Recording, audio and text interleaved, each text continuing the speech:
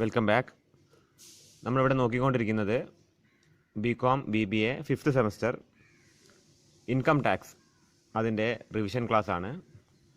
അപ്പോൾ കഴിഞ്ഞ സെഷനിലായിട്ട് നമ്മൾ റെസിഡൻഷ്യൽ സ്റ്റാറ്റസിനെ കുറിച്ചിട്ടും അതേപോലെ തന്നെ ഇൻകം ഫ്രം സാലറി എന്ന പോർഷനും നമ്മൾ റിവിഷൻ കംപ്ലീറ്റ് ആക്കിയതാണ്. ഇനി അടുത്തതായിട്ട് നമുക്ക് നോക്കാനുള്ളത് ഇൻകം ഫ്രം ഹൗസ് പ്രോപ്പർട്ടിയാണ്. വളരെ ചെറിയൊരു ചാപ്റ്ററാണ് ഇൻകം ടാക്സിൽ. ഒരു ഷുവർ ക്വസ്റ്റ്യൻ ഇതിൽ നിന്ന് എന്തായാലും വരുന്നതാണ്. അപ്പോൾ അതിൽ നമ്മൾ നോക്കിക്കഴിഞ്ഞാൽ പെട്ടെന്നും നോക്കി തീരാവുന്ന ഒരു ചാപ്റ്ററാണ്. അത് വളരെ ഇമ്പോർട്ടൻ്റ് ആണ്. അതുകൊണ്ട് തന്നെ ഒരു 5-4 മാർക്ക് നമുക്ക് എളുപ്പത്തിൽ സ്കോർ ചെയ്യാൻ പറ്റുന്ന ഒരു ചാപ്റ്ററാണ്. ഓക്കെ, ഇവിടെ ഇതിൻ്റെ ഇൻട്രൊഡക്ഷനായി കൊടുത്തിരിക്കുന്നത് സെക്ഷൻ 22 to 27 ഇൻകം ടാക്സ് ആക്ടിൽ സെക്ഷൻ 22 മുതൽ 27 വരെയാണ് ഇൻകം ഫ്രം ഹൗസ് പ്രോപ്പർട്ടിയെ കുറിച്ച് പറയുന്നത്. ഓക്കെ, അപ്പോൾ അത്ര കുറച്ച് സെക്ഷൻ്റെ അകത്തേ ഇത് പറയുന്നുള്ളൂ. പിന്നെ വളരെ ലിമിറ്റഡ് ആയിട്ടേ നമുക്കിതിൽ പഠിക്കാനുള്ളൂ. അപ്പോൾ ആ ഒരു അഡ്വാൻറ്റേജ് മുന്നിൽ കണ്ടുകൊണ്ട് നിങ്ങൾ എന്തായാലും തീർച്ചയായിട്ടും ഇൻകം ഫ്രം ഹൗസ് പ്രോപ്പർട്ടി നന്നായിട്ട് നോക്കുക. ഓക്കെ, അപ്പോൾ അതിൽ പറയുന്നത് എന്താണെന്ന് വെച്ചാൽ income from house property consisting of any building or land appurtenant thereto, of which the assessee is the owner and which is not used for the purpose of the assessee's business or profession, is chargeable to tax under this head. The owner of the property consists of person in whose name the property is registered. In case of mortgage, it is the mortgager and not the mortgagee.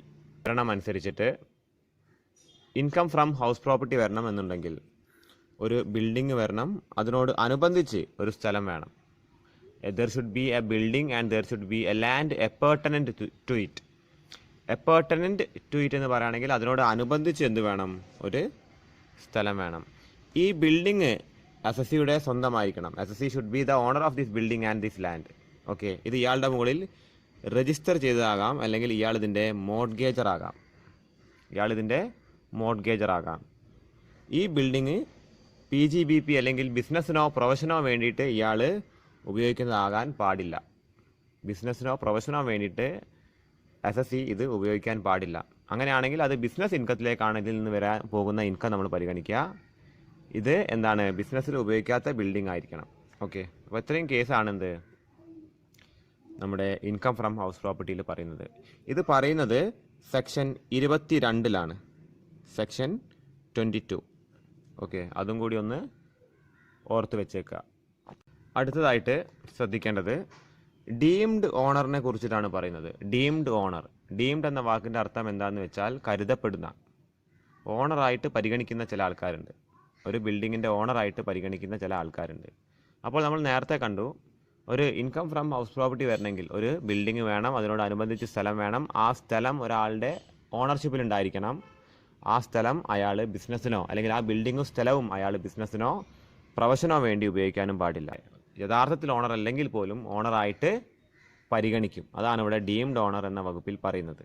അപ്പോൾ deemed owner of a house property are following are deemed owners: an individual who transfers any house property to his or her spouse without adequate consideration, or to a minor child not being a married daughter, shall be deemed owner. ഇതാണ് ആദ്യത്തെ വകുപ്പ്.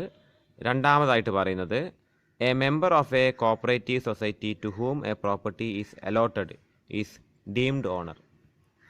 അടുത്തതായിട്ട് a person who is allotted to retain possession of any building in part performance of a contract shall be deemed to be the owner of that building.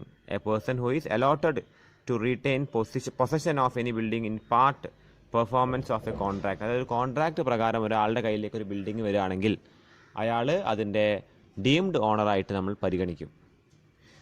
അടുത്തതായിട്ട് പറയുന്നത് a person with lease rights in the property shall be deemed to be the owner of the property. Lease റൈറ്റുള്ള ആളും പ്രോപ്പർട്ടീൻ്റെ ഓണറായിട്ടാണ് പരിഗണിക്കുന്നത്. ഇനി എന്താ പറയുന്നത്?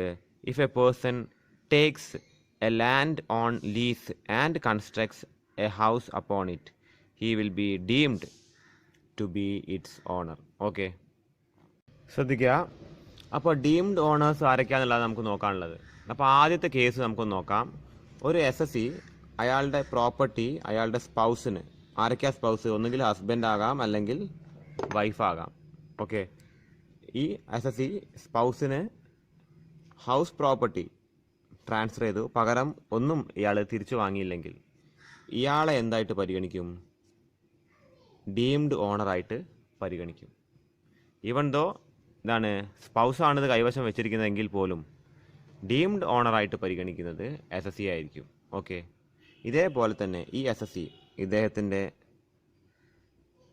മൈനർ ചൈൽഡിന് ആണ് ഹൗസ് പ്രോപ്പർട്ടി കൊടുത്തിരിക്കുന്നത്.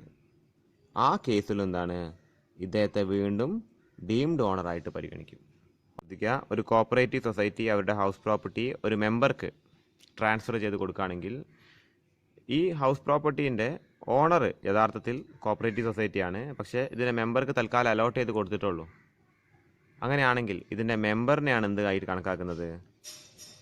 ഡീംഡ് ഓണറായിട്ട് കണക്കാക്കുന്നത്. രജിസ്ട്രേഷൻ കോപ്പറേറ്റീവ് സൊസൈറ്റീൻ്റെ പേരിലായിരിക്കും, പക്ഷെ എന്താണ്, മെമ്പറിനെ നമ്മൾ ആ നേരത്ത് ഡീംഡ് ഓണറായിട്ട് പരിഗണിക്കും.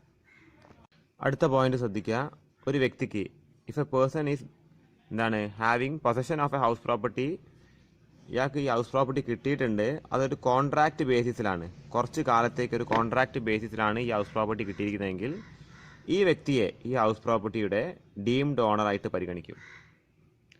ഈ വ്യക്തിയാണ് എന്ത് ഓണറായിട്ട് നമ്മൾ പരിഗണിക്കുക, ഡീംഡ് ഓണറായിട്ട് പരിഗണിക്കുക. ഓക്കെ, ഒരു കോൺട്രാക്റ്റ് മുഖേന ഹൗസ് പ്രോപ്പർട്ടിയുടെ പൊസഷൻ ഈ വ്യക്തിക്ക് കിട്ടുകയാണെങ്കിൽ. അടുത്ത പോയിന്റ്, ഒരു ഹൗസ് പ്രോപ്പർട്ടി ഒരു വ്യക്തി ലീസിന് എടുക്കുകയാണെങ്കിൽ, പാട്ടത്തിന് എടുക്കുകയാണെങ്കിൽ ആരാണോ പാട്ടത്തിന് എടുക്കുന്നത് അയാളെ ഡീംഡ് ഓണറായിട്ട് പരിഗണിക്കും. ലാസ്റ്റ് പോയിന്റ് ശ്രദ്ധിക്കുക, ഒരു SSE ഒരു സ്ഥലം, ഒരു ലാൻഡ് ലീസിനെടുത്ത് പാട്ടത്തിനെടുത്തു, ആ സ്ഥലത്ത് ഒരു ഹൗസ് പ്രോപ്പർട്ടി ഈ SSE പണിതു. അങ്ങനെയാണെങ്കിൽ ഈ ഹൗസ് പ്രോപ്പർട്ടിയുടെ ഡീംഡ് ഓണറായിട്ട് ഈ SSE ആണെന്ത് പരിഗണിക്കുക. ഓക്കെ, ഈ സ്ഥലം പാട്ടത്തിനെടുത്തിട്ടുള്ളൂ, ഇതിൻ്റെ യഥാർത്ഥ അവകാശി വേറെ ഉണ്ടെങ്കിൽ പോലും ഇവിടെ ഇയാൾ എന്താണ് ഹൗസ് പ്രോപ്പർട്ടി പണിതത് കൊണ്ട് ഇയാളെ ഡീംഡ് ഓണറായിട്ട് നമ്മൾ പരിഗണിക്കും. ഓക്കെ, അപ്പോൾ ഇത്രയും പോയിന്റുകളാണ് നോക്കാനായിട്ടുള്ളത്. ഓക്കെ, അപ്പോൾ ഡീംഡ് ഓണറിനെ കുറിച്ച് ചോദിക്കുകയാണെങ്കിൽ നിങ്ങൾ ഇത്രയും പോയിന്റുകൾ ഒന്ന് ഓർത്ത് വെക്കുക. ഓക്കെ, ഇനി ചില സ്പെഷ്യൽ പോയിന്റുകൾ കൊടുത്തിട്ടുണ്ട്. ഓക്കെ, അപ്പോൾ ഇത് ചെറിയ മാർക്കിനെ ചോദിക്കാൻ ചാൻസ് ഉണ്ടാവുള്ളൂ. Income from house property situated abroad, വിദേശത്ത് സിറ്റുവേറ്റ് ചെയ്തിരിക്കുന്ന ഒരു ഹൗസ് പ്രോപ്പർട്ടി, അത് ഇവിടെ നമ്മുടെ ഇന്ത്യയിൽ താമസിക്കുന്ന ഒരാളുടെ ഓണർഷിപ്പിലാണ് ഉള്ളതെങ്കിൽ അതിനെ ഇൻകം ഫ്രം ഹൗസ് പ്രോപ്പർട്ടി ആയിട്ട് പരിഗണിക്കുമോ എന്നാണ് ചോദ്യം. വിദേശത്തുള്ള ഒരു house property.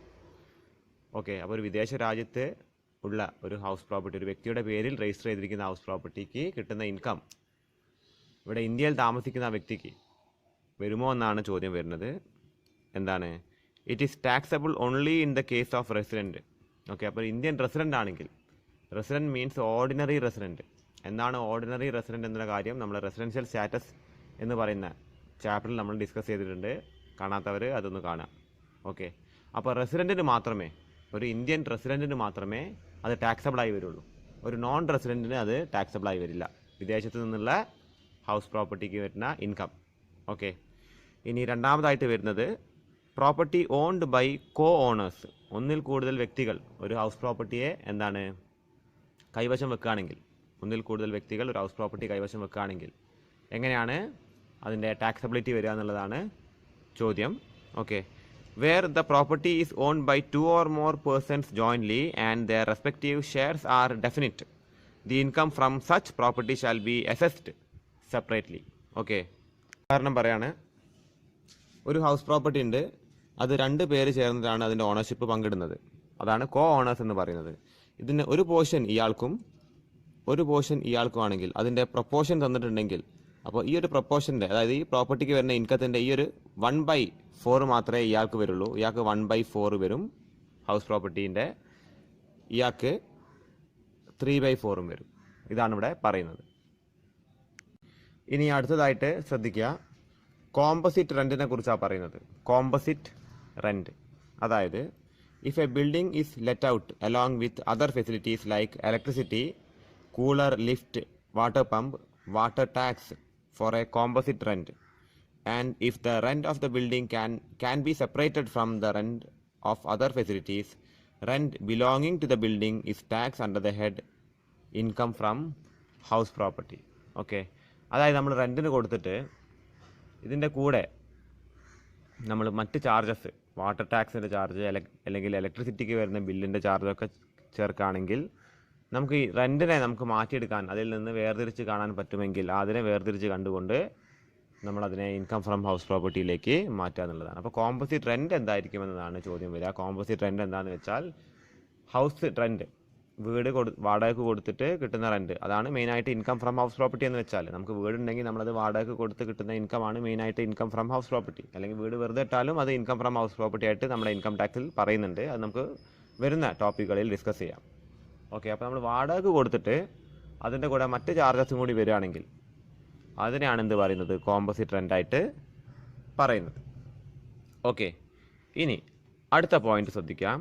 Income from house property empted from tax. അപ്പോൾ ചില ഹൗസ് പ്രോപ്പർട്ടിയിൽ നിന്ന് കിട്ടുന്ന ഇൻകംസ് നമ്മൾ ടാക്സ് ആയിട്ട് പരിഗണിക്കില്ല. അപ്പോൾ ഏതൊക്കെ ഹൗസ് പ്രോപ്പർട്ടികളിൽ നിന്ന് കിട്ടുന്ന ഇൻകം, ഹൗസ് പ്രോപ്പർട്ടി എന്ന് വെച്ചാൽ ഒരു ബിൽഡിങ്ങും അതിനോടനുബന്ധിച്ച് വരുന്ന സ്ഥലത്തെയാണ് നമ്മളുടെ ഇൻകം ടാക്സിൽ ഹൗസ് പ്രോപ്പർട്ടി ആയിട്ട് പരിഗണിക്കുന്നത്.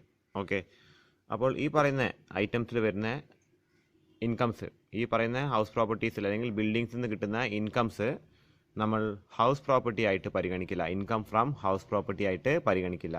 അപ്പോൾ ഓരോ പോയിൻ്റായിട്ട് ജസ്റ്റ് ഒന്ന് നോക്കിയാൽ മതി. Income from farm house, farm ഹൗസിൽ നിന്ന് കിട്ടുന്ന ഇൻകം, ഓക്കെ, അത് ഇൻകം ഫ്രം ഹൗസ് പ്രോപ്പർട്ടി ആയിട്ട് പരിഗണിക്കില്ല. രണ്ടാമതായിട്ട് annual value of one palace of N X Indian ruler, അതായത് ഒരു ഇന്ത്യൻ രാജാവിൻ്റെ, പഴയകാല രാജാവിൻ്റെ ഒരു പാലസിന് എന്ത് കൊടുക്കും, ഒരു കൊട്ടാരത്തിന് എംപ്റ്റഡ് ഫ്രം ടാക്സ്. അപ്പോൾ ചില ഹൗസ് പ്രോപ്പർട്ടിയിൽ നിന്ന് കിട്ടുന്ന ഇൻകംസ് നമ്മൾ ടാക്സ് ആയിട്ട് പരിഗണിക്കില്ല. അപ്പോൾ ഏതൊക്കെ ഹൗസ് പ്രോപ്പർട്ടികളിൽ നിന്ന് കിട്ടുന്ന ഇൻകം, ഹൗസ് പ്രോപ്പർട്ടി എന്ന് വെച്ചാൽ ഒരു ബിൽഡിങ്ങും അതിനോടനുബന്ധിച്ച് വരുന്ന സ്ഥലത്തെയാണ് നമ്മളുടെ ഇൻകം ടാക്സിൽ ഹൗസ് പ്രോപ്പർട്ടി ആയിട്ട് പരിഗണിക്കുന്നത്. ഓക്കെ, അപ്പോൾ ഈ പറയുന്ന ഐറ്റംസിൽ വരുന്ന ഇൻകംസ്, ഈ പറയുന്ന ഹൗസ് പ്രോപ്പർട്ടീസിൽ അല്ലെങ്കിൽ ബിൽഡിങ്സിൽ നിന്ന് കിട്ടുന്ന ഇൻകംസ് നമ്മൾ ഹൗസ് പ്രോപ്പർട്ടി ആയിട്ട് പരിഗണിക്കില്ല, ഇൻകം ഫ്രം ഹൗസ് പ്രോപ്പർട്ടി ആയിട്ട് പരിഗണിക്കില്ല. അപ്പോൾ ഓരോ പോയിൻ്റായിട്ട് ജസ്റ്റ് ഒന്ന് നോക്കിയാൽ മതി. Income from farm house, farm ഹൗസിൽ നിന്ന് കിട്ടുന്ന ഇൻകം, ഓക്കെ, അത് ഇൻകം ഫ്രം ഹൗസ് പ്രോപ്പർട്ടി ആയിട്ട് പരിഗണിക്കില്ല. രണ്ടാമതായിട്ട് annual value of one palace of N X Indian ruler, അതായത് ഒരു ഇന്ത്യൻ രാജാവിൻ്റെ, പഴയകാല രാജാവിൻ്റെ ഒരു പാലസിന് എന്ത് കൊടുക്കും, ഒരു കൊട്ടാരത്തിന് ഒരു ഇൻകം ഫ്രം ഹൗസ് പ്രോപ്പർട്ടി ആയി നിന്ന് കിട്ടുന്നതായിട്ടുള്ള ഇൻകം ഫ്രം ഹൗസ് പ്രോപ്പർട്ടി ആയിട്ട് പരിഗണിക്കില്ല. അതേപോലെ income from property owned by, അതായത് ഈ പറയുന്ന വ്യക്തികൾ അല്ലെങ്കിൽ ഈ പറയുന്ന സ്ഥാപനങ്ങൾ ഓൺ ചെയ്യുന്ന, അവർ കൈവശം വെക്കുന്ന പ്രോപ്പർട്ടിക്ക് ഇൻകം ഫ്രം ഹൗസ് പ്രോപ്പർട്ടിയിൽ എന്താണ്, അതിൽ നിന്ന് എക്സംഷൻ ലഭിക്കും. ആദ്യത്തെ പോയിന്റ് ശ്രദ്ധിക്കുക. ലോക്കൽ അതോറിറ്റി, കോർപ്പറേഷൻ, മുനിസിപ്പാലിറ്റി, പഞ്ചായത്തൊക്കെ അവരൊക്കെ കൈവശം വെച്ചിരിക്കുന്ന ബിൽഡിങ്സിന് ഇൻകം ഫ്രം ഹൗസ് പ്രോപ്പർട്ടിയുടെ എക്സംഷൻ ലഭിക്കും. അത് ഇൻകം ഫ്രം ഹൗസ് പ്രോപ്പർട്ടി ആയിട്ട് പരിഗണിക്കില്ല. രണ്ടാമതായിട്ട് scientific research association, okay, scientific research, എന്തെങ്കിലും പരീക്ഷണങ്ങൾ നടത്തുന്ന പരീക്ഷണശാലകൾ, അവരുടെ കൈവശമുള്ള ബിൽഡിങ്ങിനും അതിനോടനുബന്ധിച്ച് വരുന്ന സ്ഥലത്തിനും ഇൻകം ഫ്രം ഹൗസ് പ്രോപ്പർട്ടിയിൽ നിന്ന് എക്സംഷൻ ലഭിക്കും. മൂന്നാമതായിട്ട് ട്രേഡ് യൂണിയൻസ്, തൊഴിലാളി സംഘടനകളുടെ ബിൽഡിങ്ങുകൾക്ക് ഇൻകം ഫ്രം ഹൗസ് പ്രോപ്പർട്ടിയിൽ നിന്ന് എക്സംഷൻ ലഭിക്കും. ചാരിറ്റബിൾ ട്രസ്റ്റിൻ്റെ ബിൽഡിങ്ങിന് കിട്ടും, അതേപോലെ പൊളിറ്റിക്കൽ പാർട്ടിക്ക് കിട്ടും, യൂണിവേഴ്സിറ്റിക്ക്, ഹോസ്പിറ്റൽസിനൊക്കെ കിട്ടും. ഓക്കെ, അത് കഴിഞ്ഞ് നാലാമത്തെ പോയിന്റ് ശ്രദ്ധിക്കുക. Income from house property used for assessees own business or profession, okay, സ്വന്തം ബിസിനസ്സിനും പ്രൊഫഷനും വേണ്ടി നമ്മൾ ആദ്യം പറഞ്ഞ പോയിന്റ് തന്നെയാണത്. ഉപയോഗിക്കുന്ന ബിൽഡിംഗ് ആണെങ്കിൽ അത് PGBP ഇൻകത്തിലേക്ക് പോവുക, അത് ഇൻകം ഫ്രം ഹൗസ് പ്രോപ്പർട്ടിയിൽ വരില്ല.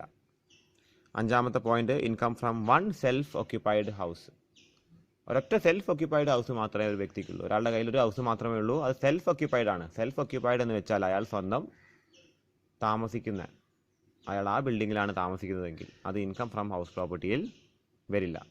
ഒരു ബിൽഡിങ്ങേ ഉള്ളൂ നമ്മുടെ കയ്യിൽ, അവിടെ തന്നെയാണ് നമ്മൾ താമസിക്കുകയും ചെയ്യുകയാണെങ്കിൽ അതിന് ഇൻകം ഫ്രം ഹൗസ് പ്രോപ്പർട്ടിയിൽ വരില്ല. ആറാമത്തെ point, income from house meant for self residence but could not be occupied throughout the previous year on account of his service. Okay, അതായത് സ്വന്തം വീടുണ്ട് പക്ഷെ ആ വീട്ടിൽ താമസിച്ചിട്ടില്ല.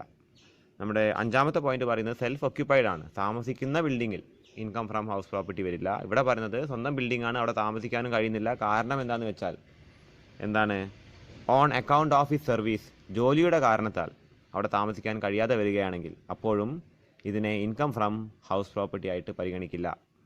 ഓക്കെ, അപ്പോൾ ഇത്തരം 6 പോയിന്റുകളുള്ളത്. അതിൽ മൂന്നാമത്തെ പോയിന്റിന് സബ് പോയിന്റുകൾ വരുന്നുണ്ട്. ഇതിൽ ഏതെങ്കിലും ഒരു 5 എണ്ണം, ഈ സബ് പോയിന്റുകളും നിങ്ങൾക്ക് വേണമെങ്കിൽ പോയിന്റുകളായിട്ട് എഴുതാൻ സാധിക്കും. ഓക്കെ, അതായത് ഇത്രയും പോയിന്റുകൾ പഠിച്ചാൽ മതി. Income from property owned by ഓരോന്ന് ഒരു 3 എണ്ണം 4 എണ്ണം എഴുതുക. അതേപോലെ ഇത് രണ്ടും നോക്കി വെച്ചാൽ തന്നെ എക്സാമിനേഷന് അത് എഴുതിയാൽ മതി. ഓക്കെ, ഇനി അടുത്തതായിട്ട് നമുക്ക് നോക്കാനുള്ളത് computation of income from house property. അപ്പോൾ അതാണ് അതിൻ്റെ പ്രാക്ടിക്കൽ സെക്ഷൻ അല്ലെങ്കിൽ പ്രോബ്ലം സെക്ഷൻ വരുന്നത്. വളരെ ഇമ്പോർട്ടൻ്റ് ആയ പോർഷനാണ്, വളരെ ചെറിയൊരു പോർഷനാണ്. അത് കൃത്യമായിട്ട് പഠിച്ചു വെച്ച് കഴിഞ്ഞാൽ നമുക്ക് ഈ ഒരു ഇൻകം ഫ്രം ഹൗസ് പ്രോപ്പർട്ടി എന്ന് പറയുന്ന ചാപ്റ്റർ പിന്നെ അധികം നോക്കേണ്ട ആവശ്യം വരുന്നില്ല. വളരെ ചെറിയൊരു ചാപ്റ്ററാണ്. അപ്പോൾ ഈ ഒരു പോർഷൻ മാത്രം ഒന്ന് ക്ലിയർ ആക്കി വെക്കുക. അത് മാത്രമല്ല, ഇതിന് അനുബന്ധമായിട്ട് വരുന്ന പോർഷൻസ് എല്ലാം കൂടി ക്ലിയർ ആക്കി അല്ലെങ്കിൽ മനസ്സിലാക്കാൻ കുറഞ്ഞ സമയം മാത്രം മതി. അത് എത്രയും പെട്ടെന്ന് ക്ലിയർ ആക്കി വെച്ച് കഴിഞ്ഞാൽ ഇൻകം ടാക്സിൽ ഇൻകം ഫ്രം ഹൗസ് പ്രോപ്പർട്ടി എന്ന് പറഞ്ഞ ചാപ്റ്റർ എന്താണ് വളരെ തറവാകും. ഓക്കെ, അപ്പോൾ computation of income from house property. അപ്പോൾ അതിൽ നമ്മൾ ആദ്യമായിട്ട് കമ്പ്യൂട്ട് ചെയ്യേണ്ടത് എന്താണെന്ന് വെച്ചാൽ computation of gross annual value ആണ്. ഗ്രോസ് ആനുവൽ വാല്യൂ ആണ് നമ്മൾ ആദ്യമായിട്ട് കമ്പ്യൂട്ട് ചെയ്യേണ്ടത്. ഓക്കെ, അപ്പോൾ gross annual value is equal to expected rent or actual rent whichever is higher. അപ്പോൾ അതിങ്ങനെ കാണുന്ന നേരത്ത് കൺഫ്യൂഷൻ ഉണ്ടാവും. അത് ശ്രദ്ധിക്കുക. Computation of gross annual value, computation of gross annual value ആണ്. അപ്പോൾ ശ്രദ്ധിക്കുക, എങ്ങനെയാണ് ഗ്രോസ് ആനുവൽ വാല്യൂ കമ്പ്യൂട്ട് ചെയ്യുക എന്നുള്ളത് നോക്കാം. അപ്പോൾ ആദ്യം തന്നെ നിങ്ങൾ municipal value of the house എടുത്ത് എഴുതി വെക്കുക. ഒരു മുനിസിപ്പാലിറ്റി, കോർപ്പറേഷൻ അല്ലെങ്കിൽ ഒരു പഞ്ചായത്ത്, ഒരു ലോക്കൽ അതോറിറ്റി ഒരു വീടിന് ചാർത്തി കൊടുക്കുന്ന വാല്യൂ ആണ് മുനിസിപ്പൽ വാല്യൂ. ഓക്കെ, അപ്പോൾ എല്ലാ വീടുകൾക്കും ഒരു മുനിസിപ്പൽ വാല്യൂ ഉണ്ടാവും. അപ്പോൾ അത് ആദ്യം എഴുതി വെക്കുക. അത് കഴിഞ്ഞിട്ട് fair rental value of the house, അതായത് ന്യായമായിട്ട് ഒരു പ്രദേശത്ത് കിട്ടാവുന്ന റെൻ്റൽ വാല്യൂ, ഒരു വീടിൻ്റെ ഫെയർ റെൻ്റൽ വാല്യൂ എന്ന് വെച്ചാൽ ആ പ്രദേശത്ത്, ആ വീട് നിൽക്കുന്ന പ്രദേശത്ത് അതേ ടൈപ്പ് വീടിന് എന്താണ് ആവറേജ് ആയിട്ട് എത്ര റെൻ്റൽ വാല്യൂ കിട്ടുന്നത് എന്ന് നോക്കിയാൽ മതി. അതാണ് ഫെയർ റെൻ്റൽ വാല്യൂ. അപ്പോൾ ഇത് രണ്ടും ആദ്യം തന്നെ എഴുതി വെക്കുക. ഇതിൽ ഏറ്റവും വലുതെടുത്ത് താഴോട്ടേക്ക് എഴുതി വെക്കുക. ഇത് രണ്ടും എഴുതി വെക്കുക. ഇതിൽ ഏറ്റവും വലുതെടുത്തിട്ട് താഴത്തേക്ക് എഴുതി വെക്കുക. ഓക്കെ, അത് കഴിഞ്ഞിട്ട് ഇതിന് താഴെയായിട്ട് standard rent of the house എഴുതി വെക്കുക. Standard rent of the house. Okay, അപ്പോൾ സ്റ്റാൻഡേർഡ് റെൻ്റ് കോടതി നിശ്ചയിക്കുന്ന റെൻ്റാണ്. അപ്പോൾ അധികം ഈ റെൻ്റിനെ സംബന്ധിച്ച് വല്ല തർക്കങ്ങളൊക്കെ വരികയാണെങ്കിൽ കോടതി ഒരു റെൻ്റ് തീരുമാനിക്കും ഒരു വീടിന്. അപ്പോൾ അതാണ് സ്റ്റാൻഡേർഡ് റെൻ്റ് എന്ന് വെച്ചാൽ. അപ്പോൾ അത് നിങ്ങൾ എന്ത് ചെയ്യുക, ഇത് രണ്ടിൻ്റെയും വലുതെടുത്ത് താഴെ എഴുതി വെക്കുക. അതിനുശേഷം സ്റ്റാൻഡേർഡ് റെൻ്റ് എഴുതി വെക്കുക. ഓക്കെ, അപ്പോൾ അതൊക്കെ ക്വസ്റ്റ്യനിൽ എന്താണ് കൃത്യമായിട്ട് തന്നെ പറയും. Municipal value, fair rental value അല്ലെങ്കിൽ ഫെയർ വാല്യൂ എന്നാണ് പറയുക. അതേപോലെ സ്റ്റാൻഡേർഡ് റെൻ്റ് എന്നൊക്കെ കൃത്യമായിട്ട് പറയും, ക്വസ്റ്റ്യൻ തന്നെ കൃത്യമായിട്ട് പറയും. അപ്പോൾ അത് എഴുതി വെച്ച് കഴിഞ്ഞാൽ പിന്നെ ഈ വാല്യൂ, ഇതിൻ്റെ ഏറ്റവും വലിയ വാല്യൂ എടുത്ത് നമ്മൾ താഴെ എഴുതി വെച്ചിട്ടുണ്ട്. ആ വാല്യൂ അതേപോലെ സ്റ്റാൻഡേർഡ് റെൻ്റും കൂടി കമ്പയർ ചെയ്ത് നോക്കുക. അതിൽ ഏറ്റവും ചെറിയ വാല്യൂ എടുത്തിട്ട് താഴത്തേക്ക് എഴുതുക. അതിൻ്റെ പേരാണ് reasonable expected rent. Expected rent എന്ന് അതിനാണ് പറയുന്നത്, എക്സ്പെക്റ്റഡ് റെൻറ്റ്. അപ്പോൾ നമ്മൾ നേരത്തെ ടെക്സ്റ്റിൽ കണ്ടിട്ടുണ്ടായിരുന്നു expected rent or actual rent whichever is higher is gross annual value എന്ന്. അപ്പോൾ അതാണ് എക്സ്പെക്റ്റഡ് റെൻ്റ് ആയിട്ട് വരുന്നത്. അപ്പോൾ എക്സ്പെക്റ്റഡ് റെൻറ്റിന് താഴെയായിട്ട് actual rent of the house എഴുതി വെക്കുക. അപ്പോൾ ഇത് രണ്ടും കമ്പയർ ചെയ്ത് നോക്കുക. അതിൽ ഏറ്റവും വലുതെടുത്ത് താഴേട്ടേക്ക് എഴുതി വെക്കുക. അതിൻ്റെ പേരാണ് ഗ്രോസ് ആനുവൽ വാല്യൂ. ഓക്കെ, അതാണ് ഗ്രോസ് ആനുവൽ വാല്യൂ. ഇവിടെ ചെറിയൊരു ക്വസ്റ്റ്യനൊക്കെ കൊടുത്തിട്ടുണ്ട്. Compute gross annual value. Okay, house 1, house 2, house 3 3 വീടുകളുടെ ഡീറ്റെയിൽസാണ് കൊടുത്തിരിക്കുന്നത്. അതിൻ്റെ ഫെയർ റെൻ്റൽ വാല്യൂ കൊടുത്തിട്ടുണ്ട്, മുനിസിപ്പൽ വാല്യൂ കൊടുത്തിട്ടുണ്ട്, സ്റ്റാൻഡേർഡ് റെൻറ്റ് കൊടുത്തിട്ടുണ്ട്, പിന്നെ ആക്ച്വൽ അല്ലെങ്കിൽ ഡിഫാക്റ്റോ റെൻറ്റ്. ആക്ച്വലിൻ്റെ മറ്റൊരു പേരാണ് ഡിഫാക്റ്റോ. അപ്പോൾ ആക്ച്വൽ റെൻറ്റും കൊടുത്തിട്ടുണ്ട്. അപ്പോൾ ഹൗസ് 1ൻ്റെ, ഹൗസ് 2ൻ്റെ, ഹൗസ് 3ൻ്റെ, ഹൗസ് 1ൻ്റെ മാത്രം സ്റ്റാൻഡേർഡ് റെൻറ്റ് കൊടുത്തിട്ടില്ല. ഓക്കെ, അപ്പോൾ ഇവിടെ ഇതിൻ്റെ സൊല്യൂഷൻ ഒന്ന് ശ്രദ്ധിക്കുക. ഹൗസ് 1-ൽ എക്സ്പെക്റ്റഡ് റെൻ്റ് എന്ന് പറഞ്ഞ് 30,000 കൊടുത്തിട്ടുണ്ട്. ഓക്കെ, അപ്പോൾ എങ്ങനെയായിരിക്കും അവരത് കമ്പ്യൂട്ട് ചെയ്തിട്ടുണ്ടാവുക? എക്സ്പെക്റ്റഡ് റെൻ്റായിട്ട് ആദ്യം തന്നെ fair rental value municipal value തമ്മിൽ കമ്പയർ ചെയ്യും. Okay, fair rental value municipal value നമ്മൾ എഴുതുക. അപ്പോൾ ഞാൻ നേരത്തെ എഴുതിയതിൻ്റെ ഓർഡർ വ്യത്യാസത്തിലൊന്നും എഴുതിയാലും കുഴപ്പമില്ല. ആദ്യം ഇത് രണ്ടും എഴുതി വെക്കുക. അപ്പോൾ അതിൽ ഏറ്റവും വലുത് എടുത്തിട്ട് താഴോട്ടേക്ക് എഴുതി വെക്കുക. Okay, higher of the above എടുത്തിട്ട് താഴോട്ടേക്ക് എഴുതി വെക്കുക. ഇതാണ് 30,000 ആണ് വലുത്. ഇനി നമുക്ക് സ്റ്റാൻഡേർഡ് റെൻറ്റ് ഏതാണ്ട്, പക്ഷെ അത് നമ്മളെ ഹൗസ് 1-ൻ്റെ കേസിൽ നമ്മളിവിടെ എഴുതിക്കൊണ്ടിരിക്കുന്നത് ഹൗസ് 1-ൻ്റെ കേസാണ്.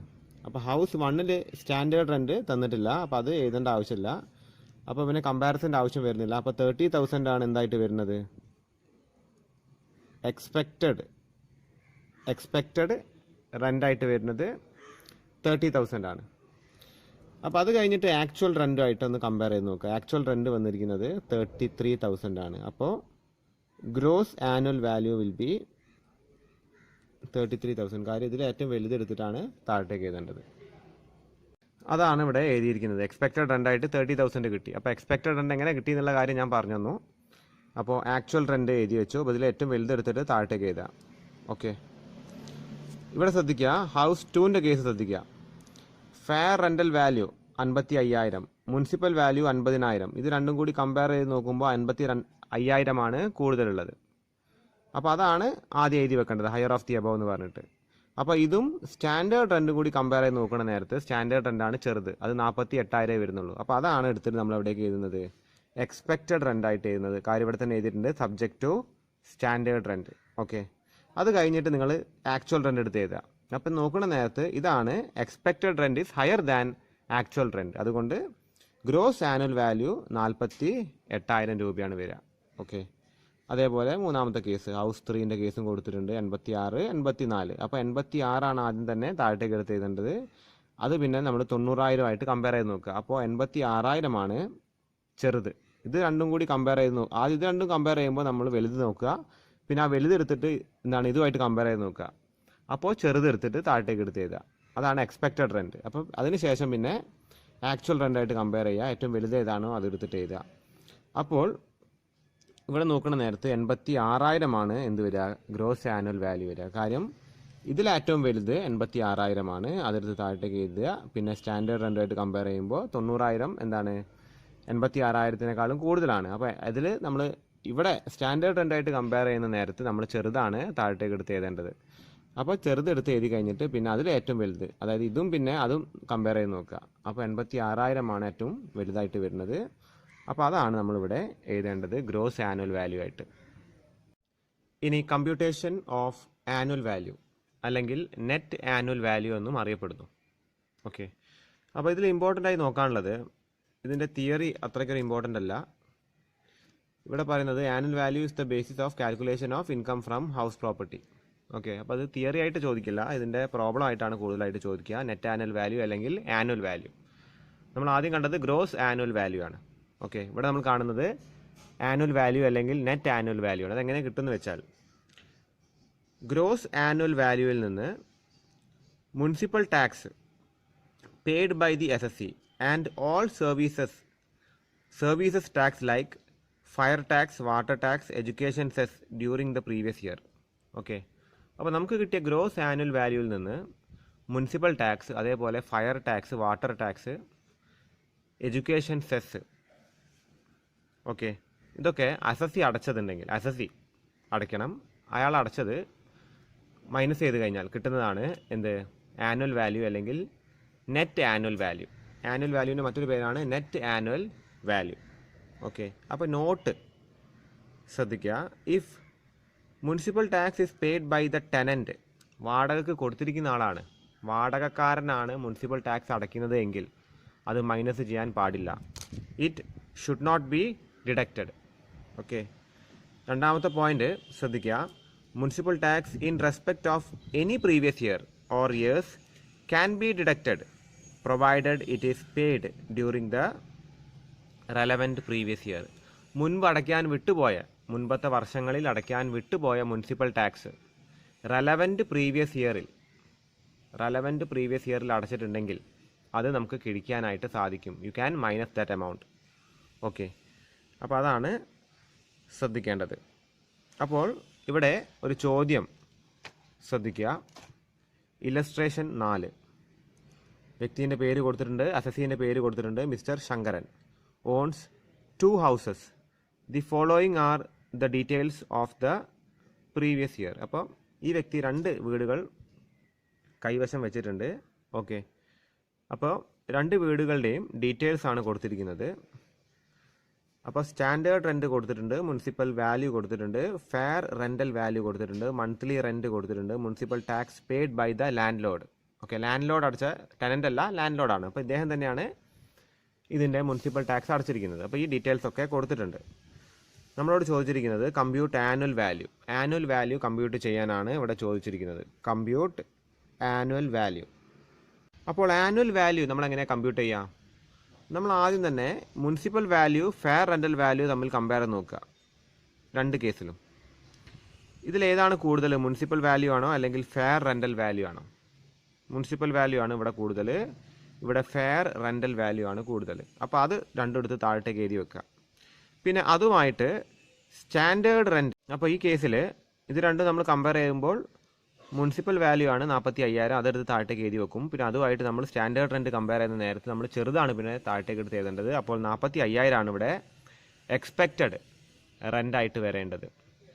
ഇവിടെ നമ്മൾ നോക്കിക്കഴിഞ്ഞാൽ ഇത് 2 കമ്പയർ ചെയ്യും. നമുക്ക് ഏറ്റവും വലുത് വരുന്നത് 22,000 ആണ്, അത് ഫെയർ റെൻ്റൽ വാല്യൂ ആണ്.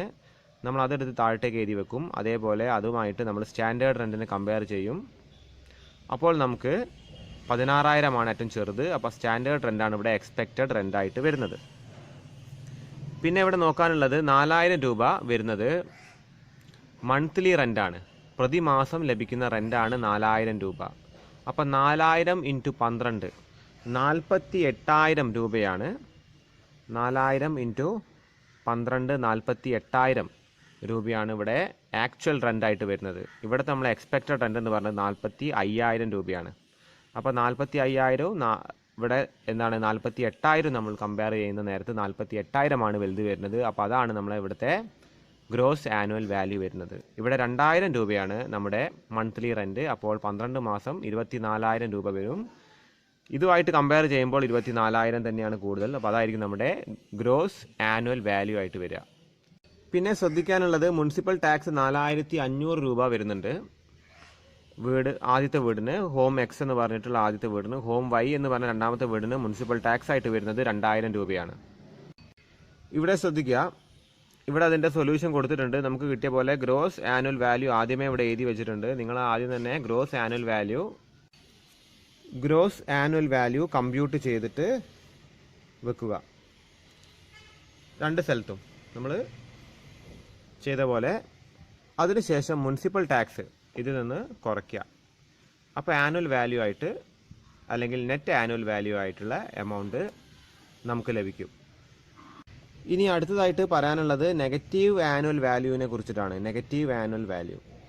When an assessee pace arrears of municipal tax of earlier year also, the municipal tax paid during the previous year may be more than gross annual value. In that case, the annual value may be negative figure. അതായത് നമ്മൾ മുൻപ് അടയ്ക്കാൻ വിട്ടുപോയ അരിയറായി വന്നിരിക്കുന്ന municipal tax അടച്ചതിന് ശേഷം നമ്മുടെ gross annual വാല്യൂവിനേക്കാളും കൂടുതലായിട്ട് നമ്മുടെ മുനിസിപ്പൽ ടാക്സ് വരികയാണെങ്കിൽ then the annual value will B negative. അപ്പോൾ അങ്ങനെ വരാൻ ചാൻസ് ഉണ്ട്. അപ്പോൾ ഇത് ചെറിയ മാർക്കിനായിട്ട് ചോദിക്കാൻ ചാൻസ് ഉണ്ട്. ഏത് കേസിലാണ് നെഗറ്റീവ് ആനുവൽ വാല്യൂ വരിക എന്നുള്ളത്? അപ്പോൾ മുനിസിപ്പൽ ടാക്സ് അരിയറായിട്ട് വന്നത്, മുൻ വർഷങ്ങളിൽ അടയ്ക്കാൻ വിട്ടുപോയത് നമ്മുടെ ഗ്രോസ് ആനുവൽ വാല്യൂയേക്കാൾ കൂടി വന്നിട്ടുണ്ടെങ്കിൽ, അത് നമ്മൾ കഴിഞ്ഞ വർഷം അടച്ചിട്ടുണ്ടെങ്കിൽ, പ്രീവിയസ് ഇയറിൽ അടച്ചിട്ടുണ്ടെങ്കിൽ, അപ്പോൾ എന്ത് സംഭവിക്കും? നെഗറ്റീവ് ആനുവൽ വാല്യൂ സംഭവിക്കും.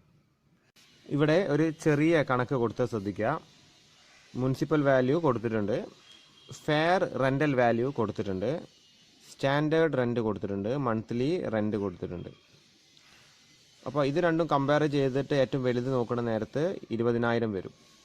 അപ്പോൾ ഇത് എടുത്ത് മാറ്റി എഴുതി വെക്കുക. ഇതും കമ്പയർ ചെയ്ത് നോക്കുക. സ്റ്റാൻഡേർഡ് റെൻറ്റും ഏറ്റവും ചെറുതേതാണ് 15,000. പിന്നെ മന്ത്ലി റെൻ്റാണ് ആക്ച്വൽ റെൻറ്റ്. ഓക്കെ, അപ്പോൾ മന്ത്ലി റെൻറ്റ് 13,000 രൂപയാണ്. അതിനെ 12 കൊണ്ട് നമ്മൾ മൾട്ടിപ്ലൈ ചെയ്ത് കഴിഞ്ഞാൽ കിട്ടുന്നത് 15,600 ആണ്. ഇവിടെ 15, ഇവിടെ 15,600. അപ്പോൾ നമുക്ക് നമ്മുടെ ഗ്രോസ് ആനുവൽ വാല്യൂ 15,600 വരും. ഓക്കെ, അത് കഴിഞ്ഞിട്ട് പ്രീവിയസ് ഇയർ 2015, 16 മുതൽ 19, 20 വരെയുള്ള മുനിസിപ്പൽ ടാക്സ് നമ്മൾ ഈ വർഷമാണ് അടച്ചത്, അരിയർ വന്നത്. അത് 3,600 രൂപ. 5 വർഷങ്ങളാണ് അടയ്ക്കാനുള്ളത്, 15 മുതൽ 20 വരെ 5 വർഷങ്ങൾ. അപ്പോൾ എല്ലാം കൂടി ചേർത്ത് 18,000 രൂപ നമ്മൾ മുനിസിപ്പൽ ടാക്സ് ആയിട്ട് അടച്ചിട്ടുണ്ട്. അപ്പോൾ ഇവിടെ 15,600 ഇവിടെ 18 വന്നു മുനിസിപ്പൽ ടാക്സ് ആയിട്ട്. അപ്പോൾ ഇവിടെ നെഗറ്റീവ് ആനുവൽ വാല്യൂ ആണ് വരിക. ഇവിടെ ശ്രദ്ധിക്കുക, നമ്മുടെ ഗ്രോസ് ആനുവൽ വാല്യൂ ആയിട്ട് 15,600 എഴുതി, മുനിസിപ്പൽ ടാക്സ് 18,000 രൂപ എഴുതി. അപ്പോൾ ഇവിടെ എന്താണ്, മുനിസിപ്പൽ ടാക്സ് ഗ്രോസ് ആനുവൽ വാല്യൂക്കാളും കൂടുതലാണ്. അത് നെഗറ്റീവായിട്ട് എഴുതി വെക്കുക. നെഗറ്റീവ് 2,400 ആണ് എന്ത് ആനുവൽ വാല്യൂ ആയിട്ട് വരിക. അപ്പോൾ ആനുവൽ വാല്യൂ ഇവിടെ എന്താണ്, നെഗറ്റീവ് ഫിഗറാണ്. അപ്പോൾ അത് ഇമ്പോർട്ടൻ്റ് ആയൊരു പോയിൻ്റാണ്, നോട്ട് ചെയ്ത് വെക്കുക. ഇനി അടുത്തതായിട്ട് ശ്രദ്ധിക്കാനുള്ളത് expenses incurred on tenants, amenities and additional facilities. Okay, അപ്പോൾ ടെനൻറ്റിന് വേണ്ടി അഡീഷണൽ ഫെസിലിറ്റീസ് എന്തെങ്കിലും കൊടുത്തിട്ടുണ്ടെങ്കിൽ, നമ്മൾ ചിലവാക്കിയിട്ടുണ്ടെങ്കിൽ നമുക്കത് മൈനസ് ചെയ്യാൻ പറ്റും. എവിടെ നിന്നെന്ന് വെച്ചാൽ നമ്മുടെ ഗ്രോസ് ആനുവൽ വാല്യൂവിൽ നിന്ന് അത് മൈനസ് ചെയ്യാനായിട്ട് പറ്റും. ഓക്കെ, അപ്പോൾ എന്തൊക്കെയാണ് എക്സ്ട്രാ എമ്യൂണിറ്റീസ് അല്ലെങ്കിൽ ഫെസിലിറ്റീസ് നമുക്ക് കൊടുക്കാൻ പറ്റുക? If landlord incurs additional amount for providing additional amenities to tenant such as lift maintenance, lighting of stairs, നമ്മുടെ എന്താണ് സ്റ്റെയർ, കോണിപ്പടികൾക്കൊക്കെ വെളിച്ചമൊക്കെ പ്രൊവൈഡ് ചെയ്യാനായിട്ട് എന്തെങ്കിലും ചിലവ് വരികയാണെങ്കിൽ, അതായത് വീടിൻ്റെ സൗന്ദര്യം വർദ്ധിപ്പിക്കുന്ന കാര്യങ്ങൾ അല്ലെങ്കിൽ വീടിൻ്റെ ഫെസിലിറ്റീസ് കൂടുതലായിട്ട് കൊടുക്കാനായിട്ട് നമുക്ക് ചിലവ് വന്നിട്ടുണ്ടെങ്കിൽ നമുക്കത് കുറയ്ക്കാനായിട്ട് പറ്റും ഗ്രോസ് ആനുവൽ വാല്യൂവിൽ നിന്ന്. അതേപോലെ ഗാർഡനിങ് വരുന്നുണ്ട്, special water facility. Okay, special water facility എന്തെങ്കിലും ഉണ്ടെങ്കിൽ, പിന്നെ എന്താണ് മറ്റെന്തെങ്കിലും additional expense can be deducted from rent received to compute gross annual value. അപ്പോൾ നമുക്ക് ഗ്രോസ് ആനുവൽ വാല്യൂവിൽ നിന്ന് കുറയ്ക്കാൻ പറ്റും, അല്ലെങ്കിൽ ആക്ച്വൽ റെൻറ്റിൽ നിന്നാണ് അത് കുറയുക. അപ്പോൾ ഇവിടെ എന്താണ് ഒരു ചോദ്യം കൊടുത്തത് ശ്രദ്ധിക്കുക. അപ്പോൾ മിസ്റ്റർ ജോസഫ്, ഇദ്ദേഹമാണ് വീടിൻ്റെ ഉടമസ്ഥൻ, let out A house on annual rent, അതായത് വാർഷിക റെൻ്റാണ്, ഇവിടെ മന്ത്ലി അല്ല, വാർഷിക റെൻ്റാണ് 90,000 രൂപ. Its value fixed by the corporation is 84,000. ഇവിടെ മുനിസിപ്പൽ വാല്യൂയും കൊടുത്തിട്ടുണ്ട്, ആക്ച്വൽ റെൻറ്റും കൊടുത്തിട്ടുണ്ട്. ഇവിടെ ഫെയർ റെൻ്റൽ വാല്യൂ കൊടുത്തിട്ടില്ല, സ്റ്റാൻഡേർഡ് റെൻറ്റും കൊടുത്തിട്ടില്ല. അപ്പോൾ നമ്മൾ ചെയ്യേണ്ട കാര്യം എന്താണെന്ന് വെച്ച് കഴിഞ്ഞാൽ ഇത് രണ്ടും കമ്പയർ ചെയ്ത് നോക്കുക. ഇതിൽ ഏറ്റവും വലുത് എടുത്തിട്ട് നമ്മൾ എന്ത് ചെയ്യുക, അത് ഗ്രോസ് ആനുവൽ വാല്യൂ ആയിട്ട് പരിഗണിക്കുക. ഓക്കെ, സ്റ്റാൻഡേർഡ് റെൻറ്റ് കൊടുത്തിട്ടേ ഇല്ല, അതേപോലെ ഫെയർ റെൻ്റൽ വാല്യൂയും കൊടുത്തിട്ടില്ല. അപ്പോൾ ഇതാണ് എക്സ്പെക്റ്റഡ് റെൻറ്റ്, ഇതാണ് ആക്ച്വൽ റെൻറ്റ്. എക്സ്പെക്റ്റഡ് റെൻറ്റ് എന്ന് പറഞ്ഞത് 84,000, ആക്ച്വൽ റെൻറ്റ് എന്ന് പറയുന്നത് 90,000. ഓക്കെ, അപ്പോൾ എക്സ്പെക്റ്റഡ് റെൻറ്റ് കിട്ടണമെങ്കിൽ നമുക്ക് 2 സാധനം കൂടി എക്സ്ട്രാ വേണമായിരുന്നു. അത് രണ്ടും ക്വസ്റ്റ്യനിൽ കൊടുക്കാത്തത് കൊണ്ട് തന്നിരിക്കുന്ന ഇൻഫർമേഷൻ മാത്രം എക്സ്പെക്റ്റഡ് റെൻ്റായിട്ട് കൊടുത്താൽ മതി. പിന്നെ മുനിസിപ്പൽ ടാക്സ് 10,000 രൂപയാണ് കൊടുത്തിരിക്കുന്നത്. പിന്നെന്താണ് ഫോളോയിങ് അമ്യൂണിറ്റീസ്, ഈ അമ്യൂണിറ്റീസ് എന്താണ്, ഫെസിലിറ്റീസ് ഒക്കെ ആർക്ക് കൊടുത്തിട്ടുണ്ട്, ടെനൻറ്റിന് ഇദ്ദേഹം കൊടുത്തിട്ടുണ്ട്. വാട്ടർ ചാർജസ് ഇദ്ദേഹത്തിന് ചിലവായിരിക്കുന്നത്, ലാൻഡ് ലോഡിന് ചിലവായിരിക്കുന്നത്, അതായത് മിസ്റ്റർ ജോസഫിന് ചിലവായിരിക്കുന്നത് 1,600 രൂപയാണ്. ലിഫ്റ്റ് മെയിൻ്റനൻസിനായിട്ട് 1,000 രൂപ വന്നിട്ടുണ്ട്. ലൈറ്റിംഗ് ഓഫ് സ്റ്റെയർസിനായിട്ട് 3,000 രൂപ വന്നിട്ടുണ്ട്. ഗാർഡനർ സാലറി ആയിട്ട് 1,400 രൂപ വന്നിട്ടുണ്ട്. ഇതൊക്കെ ചിലവുകളാണ്. അപ്പോൾ ഇതിൻ്റെ സൊല്യൂഷൻ ശ്രദ്ധിക്കുക. ഗ്രോസ് ആനുവൽ വാല്യൂ എത്ര, ഞാൻ നേരത്തെ പറഞ്ഞ പോലെ 90,000 രൂപയാണ് ഗ്രോസ് ആനുവൽ വാല്യൂ ആയിട്ട് വരുന്നത്.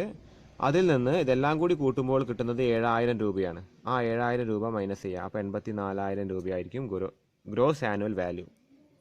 ഓക്കെ, അത് കഴിഞ്ഞിട്ട് ലെസ് മുനിസിപ്പൽ ടാക്സ് 10,000 രൂപ മുനിസിപ്പൽ ടാക്സ് കുറച്ചാൽ നമുക്ക് എന്ത് കിട്ടും, ആനുവൽ വാല്യൂ കിട്ടും. ഇനി അടുത്തതായിട്ട് നമുക്കിവിടെ നോക്കാനായിട്ടുള്ളത് വേക്കൻസിയാണ്. Okay, sometimes the house may remain vacant for the whole or a part of the previous year. Vacant ആയിട്ട് കിടക്കുക, വീട് ഒഴിഞ്ഞു കിടക്കുക, ടെനൻ്റ് ഇല്ലാണ്ട് വീട്. House remain vacant for a full year, ഒരു മുഴുവൻ വർഷവും ഒരു ഹൗസ് വേക്കൻ്റ് ആയിട്ട് കിടക്കുകയാണെങ്കിൽ the gross annual value will be nil. ഒരു വീട് ഓക്കെ ഫുള്ളായിട്ട് വേക്കൻ്റ് ആയിട്ട് കിടക്കുക, നമ്മുടെ കയ്യിലൊരു ഒഴിഞ്ഞ വീടുണ്ട്, അത് ഫുള്ളായിട്ട് വേക്കൻ്റ് ആയിട്ട് കിടക്കുകയാണെങ്കിൽ then the gross annual value will be nil. Okay, ഇനി അടുത്തതായിട്ട് വളരെ ഇമ്പോർട്ടൻ്റ് ആയിട്ടുള്ള കാര്യമാണ് house remains vacant for a part of the year. ഒരു പാർട്ട് ഓഫ് ദ ഇയർ, ഒരു വർഷത്തിൻ്റെ ഒരു ചെറിയ ഭാഗം മാത്രമാണ്, അല്ലെങ്കിൽ ഏതാനും മാസങ്ങൾ മാത്രമാണ് വേക്കൻ്റ് ആയിട്ട് കിടന്നത് എങ്കിൽ, if the actual rent of the let out period is more than the expected rent. അതായത് ആക്ച്വൽ റെൻറ്റ് എക്സ്പെക്റ്റഡ് റെൻറ്റിനെക്കാട്ടിയും കൂടുതലാണെങ്കിൽ നമ്മൾ ആക്ച്വൽ റെൻറ്റിനെ തന്നെ എന്ത് എടുക്കുക, ഗ്രോസ് ആനുവൽ വാല്യൂ ആയിട്ട് എടുക്കുക. ഓക്കെ, അപ്പോൾ അത് നമ്മൾ വേക്കൻ്റ് ആയിട്ട് കിടന്നിട്ടുണ്ട്, എന്നാൽ പോലും നമ്മൾ നല്ല റെൻറ്റ് വാങ്ങിയിട്ടുണ്ട്. അപ്പോൾ നമ്മുടെ ആക്ച്വൽ റെൻറ്റ് എക്സ്പെക്റ്റഡ് റെൻറ്റിനെക്കാട്ടിയും കൂടുതലാണെങ്കിൽ you have to take actual rent as gross annual value. ഇനി രണ്ടാമത്തെ പോയിന്റ് ശ്രദ്ധിക്കുക, വളരെ ഇമ്പോർട്ടൻ്റ് ആയൊരു പോയിന്റ് ആണ്. If the actual rent for the let out period is less than the expected rent owing to such vacancy the actual rent will be gross annual value. ഇവിടെ പറയുന്നത് എന്താണെന്ന് വെച്ചാൽ, നമ്മൾ ആക്ച്വൽ റെൻറ്റ് കിട്ടിയിട്ട് അത് expected റെൻറ്റിനെക്കാളും കുറവാണ്. നമ്മളെങ്ങനെയാണ് gross annual value compute ചെയ്യുക? Expected റെൻറ്റും നോക്കും, ആക്ച്വൽ റെൻറ്റും നോക്കും. അതിൽ ഏതാണോ കൂടുതലുള്ളത് അതാണ് നമ്മൾ ഗ്രോസ് ആനുവൽ വാല്യൂ ആയിട്ട് പരിഗണിക്കുക. ഇവിടെ പറയുന്നത് ഏതാനും മാസങ്ങൾ നമ്മുടെ വീട് വേക്കൻ്റ് ആയിട്ട് കിടന്നിട്ടുണ്ട്. ഓക്കെ, ആ വേക്കൻസി കാരണമാണ് നമ്മുടെ ആക്ച്വൽ റെൻറ്റ് കുറഞ്ഞു പോയത് എങ്കിൽ, only because of the vacancy period. Okay, അങ്ങനെയാണെങ്കിൽ എന്ത് ചെയ്യുക, ആക്ച്വൽ റെൻറ്റിനെ എന്തായിട്ട് എടുക്കുക, ഗ്രോസ് ആനുവൽ വാല്യൂ ആയിട്ട് എടുക്കുക. Determine the annual value. Okay, annual value determine ചെയ്യാനാണ് പറഞ്ഞിരിക്കുന്നത്. ഗ്രോസ് ആനുവൽ വാല്യൂ അല്ല, നെറ്റ് ആനുവൽ വാല്യൂ ആണ് ഡിറ്റർമിൻ ചെയ്യേണ്ടത്. ഓക്കെ, ഇപ്പോൾ മുനിസിപ്പൽ ടാക്സ് കൊടുത്തിട്ടുണ്ട്, ഫെയർ റെൻ്റൽ വാല്യൂ കൊടുത്തിട്ടുണ്ട്, monthly rent of let out value കൊടുത്തിട്ടുണ്ട്. ഓക്കെ, ഇത് actual rent. Municipal value, fair value കൊടുത്തിട്ടുണ്ട്, ആക്ച്വൽ റെൻറ്റും കൊടുത്തിട്ടുണ്ട്. ഇത് മന്ത്ലി ആയതുകൊണ്ട് ഇതിനെ 12 കൊണ്ട് മൾട്ടിപ്ലൈ ചെയ്യുക. അപ്പോൾ 48,000 ആണ് വരേണ്ടത്. ഓക്കെ, 48,000 ആണ് വരേണ്ടത്. അതിനുശേഷം വേക്കൻസി പീരീഡ് വന്നിട്ടുണ്ട്, ഒരു മാസമാണ് വേക്കൻസി പീരീഡ് വന്നിരിക്കുന്നത്. ഓക്കെ, പിന്നെ അതിനുശേഷം കൊടുത്തിരിക്കുന്നത് municipal tax paid by tenant. Okay, municipal tax ആണ്, പക്ഷെ അത് അടച്ചിരിക്കുന്നത് ടെനൻ്റ് ആണ്, വാടകക്കാരനാണ് മുനിസിപ്പൽ ടാക്സ് അടച്ചിരിക്കുന്നത്. ഓക്കെ, അപ്പോൾ ഇതിൻ്റെ ആനുവൽ വാല്യൂ ആണ് കണ്ടെത്തേണ്ടത്. അപ്പോൾ ഇത് രണ്ടിലും ഏതാണ് വലുത്? ഫെയർ റെൻ്റൽ വാല്യൂ ആണ് വലുത്.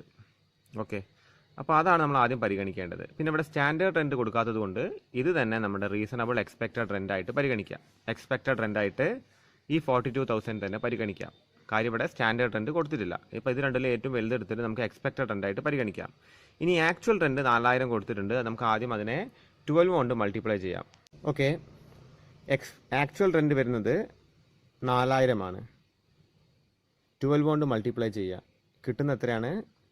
48,000 ആണ് കിട്ടുക. 48,000 കിട്ടും. പക്ഷേ ഇവിടെ ഒരു മാസത്തെ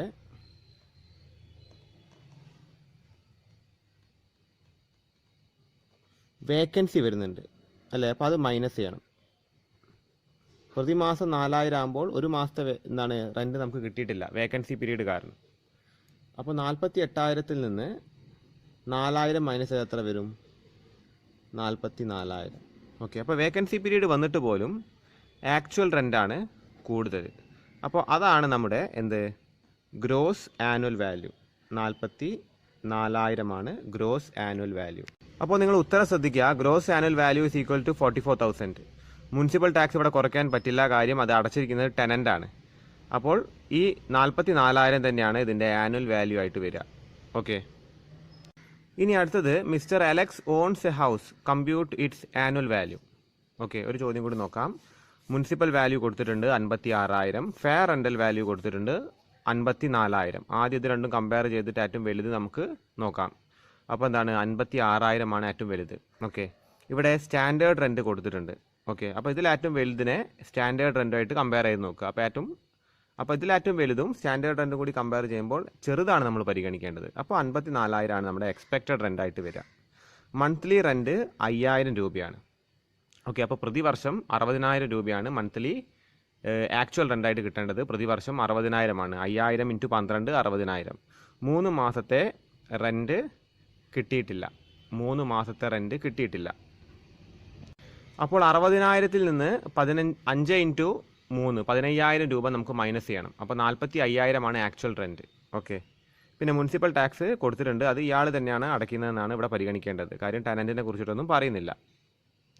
അപ്പോൾ ഇവിടെ നമ്മൾ ആനുവൽ വാല്യൂ കമ്പ്യൂട്ട് ചെയ്യുന്ന നേരത്ത് ആദ്യം ഗ്രോസ് ആനുവൽ വാല്യൂ 56,000 അല്ലെങ്കിൽ 45,000 എടുക്കേണ്ടത് നമ്മളിവിടെ 45,000 എടുക്കുന്നത്. ഇത് എക്സ്പെക്റ്റഡ് റെൻ്റാണ്, ഇത് ആക്ച്വൽ റെൻ്റാണ്. സ്വതവേ എക്സ്പെക്റ്റഡ് റെൻറ്റും ആക്ച്വൽ റെൻറ്റും കമ്പയർ ചെയ്യുന്ന നേരത്തെ നമ്മൾ ഇതുവരെ കണ്ടത് ഹയസ്റ്റ് വാല്യൂ ആണ് എടുക്കേണ്ടത്. പക്ഷേ നമ്മളിവിടെ 45,000 എടുക്കുന്നത്. കാര്യം എന്താണ് എന്ന് വെച്ചാൽ ആക്ച്വൽ റെൻറ്റ് കുറയാൻ കാരണം വേക്കൻസി പീരീഡാണ്.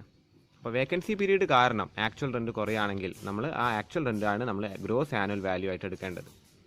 ഓക്കെ, അത് കഴിഞ്ഞിട്ട് മുനിസിപ്പൽ ടാക്സ് കുറയ്ക്കുക. അപ്പോൾ നമുക്ക് ആനുവൽ വാല്യൂ കിട്ടും. അവിടെ എഴുതിയിട്ടുണ്ട് note actual rent on account of vacancy is the gross annual value.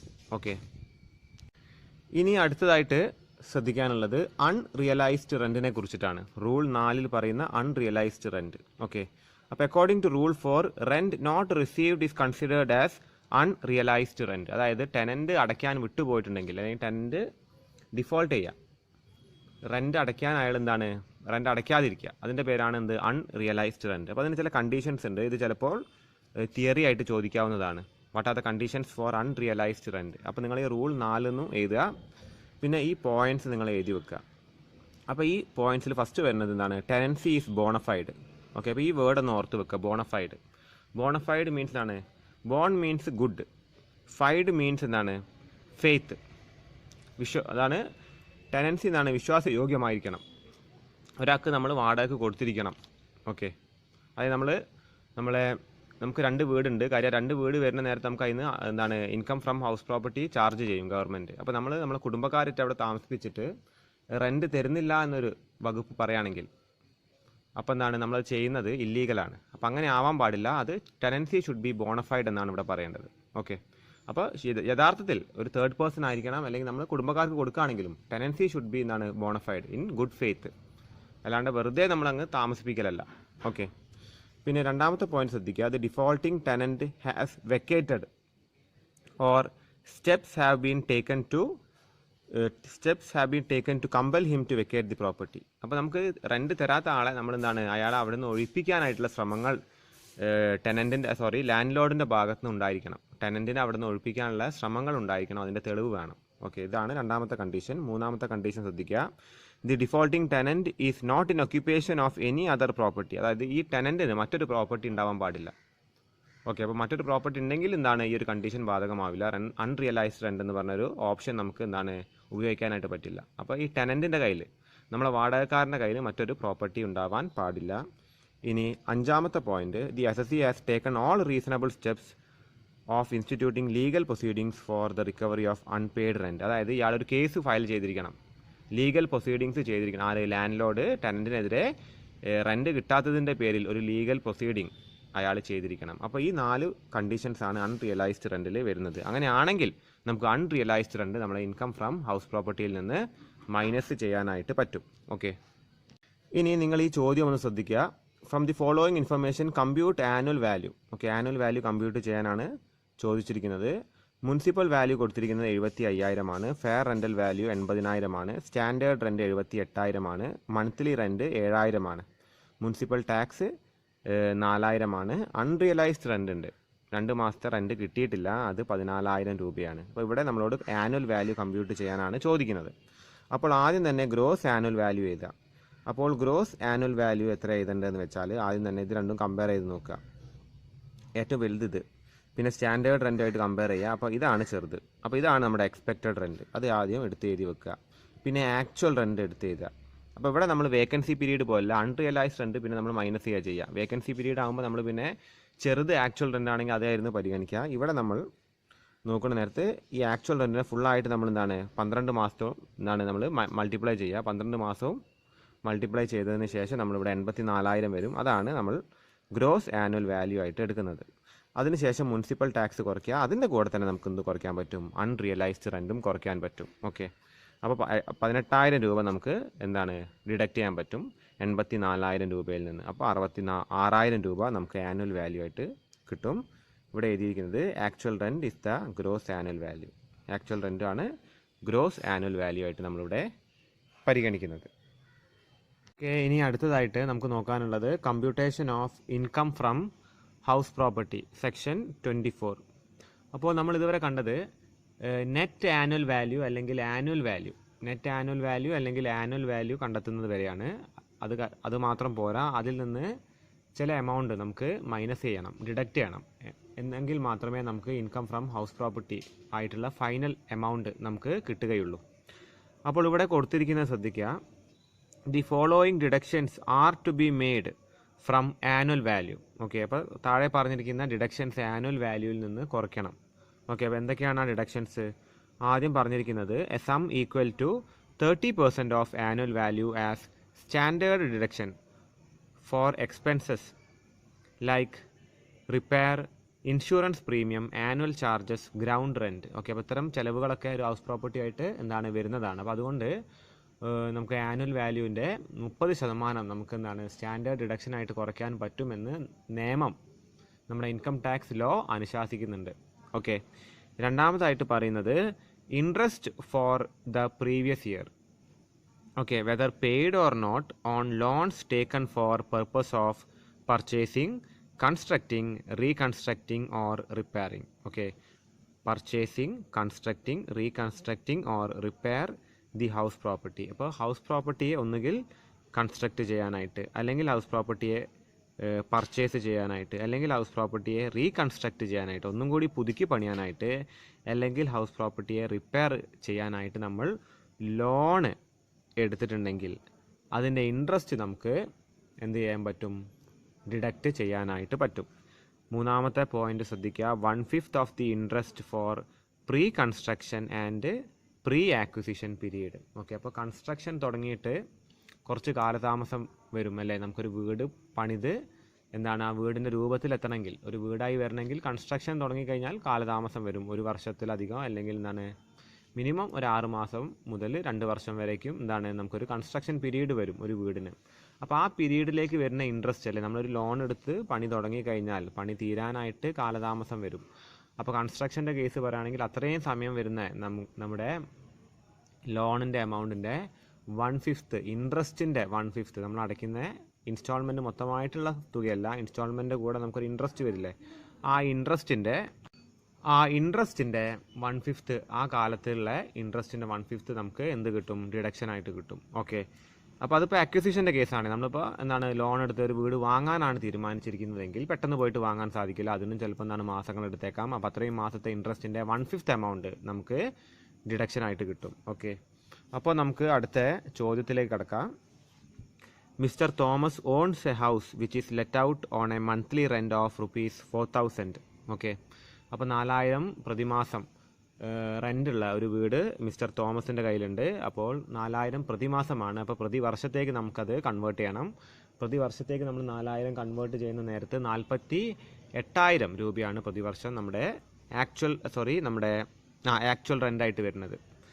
അപ്പോൾ മുനിസിപ്പൽ വാല്യൂ കൊടുത്തിട്ടുണ്ട് 50,000, അതേപോലെ ഫെയർ റെൻ്റൽ വാല്യൂ ആയിട്ട് കൊടുത്തിട്ടുണ്ട് 49,000. അപ്പോൾ നമുക്കിവിടെ ഇത് രണ്ടും കൂടി കമ്പയർ ചെയ്യുമ്പോൾ ഏറ്റവും വലുതാണ് ഇപ്പോൾ ഇവിടെ നമ്മൾ എക്സ്പെക്റ്റഡ് റെൻ്റായിട്ട് ഇപ്പോൾ പരിഗണിക്കേണ്ടത്. നമുക്കിവിടെ ക്വസ്റ്റ്യനിൽ സ്റ്റാൻഡേർഡ് റെൻറ്റ് തന്നിട്ടില്ല. ക്വസ്റ്റ്യൻ്റെ കണ്ടിന്യൂഷൻ അടുത്ത പേജിലുണ്ടെങ്കിലും സ്റ്റാൻഡേർഡ് റെൻറ്റ് തന്നിട്ടില്ല. അപ്പോൾ ഇതാണ് എക്സ്പെക്റ്റഡ് റെൻറ്റ്. ഇതായിട്ട് കമ്പയർ ചെയ്ത് നോക്കുക, ഏതാണ് വലുത്? 50,000 രൂപ തന്നെയാണ് വലുത്. അപ്പോൾ അതുകൊണ്ട് തന്നെ നമ്മൾ ഇതാണ് ഗ്രോസ് ആനുവൽ വാല്യൂ ആയിട്ട് പരിഗണിക്കുന്നത്. പിന്നെ he paid municipal tax of ₹2,500 during the previous year. അപ്പോൾ കഴിഞ്ഞ വർഷം ഇദ്ദേഹം മുനിസിപ്പൽ ടാക്സ് ആയിട്ട് 2,500 രൂപ അടച്ചിട്ടുണ്ട്. അപ്പോൾ നമുക്ക് എന്ത് ചെയ്യാൻ പറ്റും? അത് കുറയ്ക്കാനായിട്ട് പറ്റും അല്ലേ? അപ്പോൾ അത് കുറയ്ക്കുമ്പോഴാണ് നമുക്ക് ശരിക്കും പറയുകയാണെങ്കിൽ നെറ്റ് ആനുവൽ വാല്യൂ കിട്ടുന്നത്.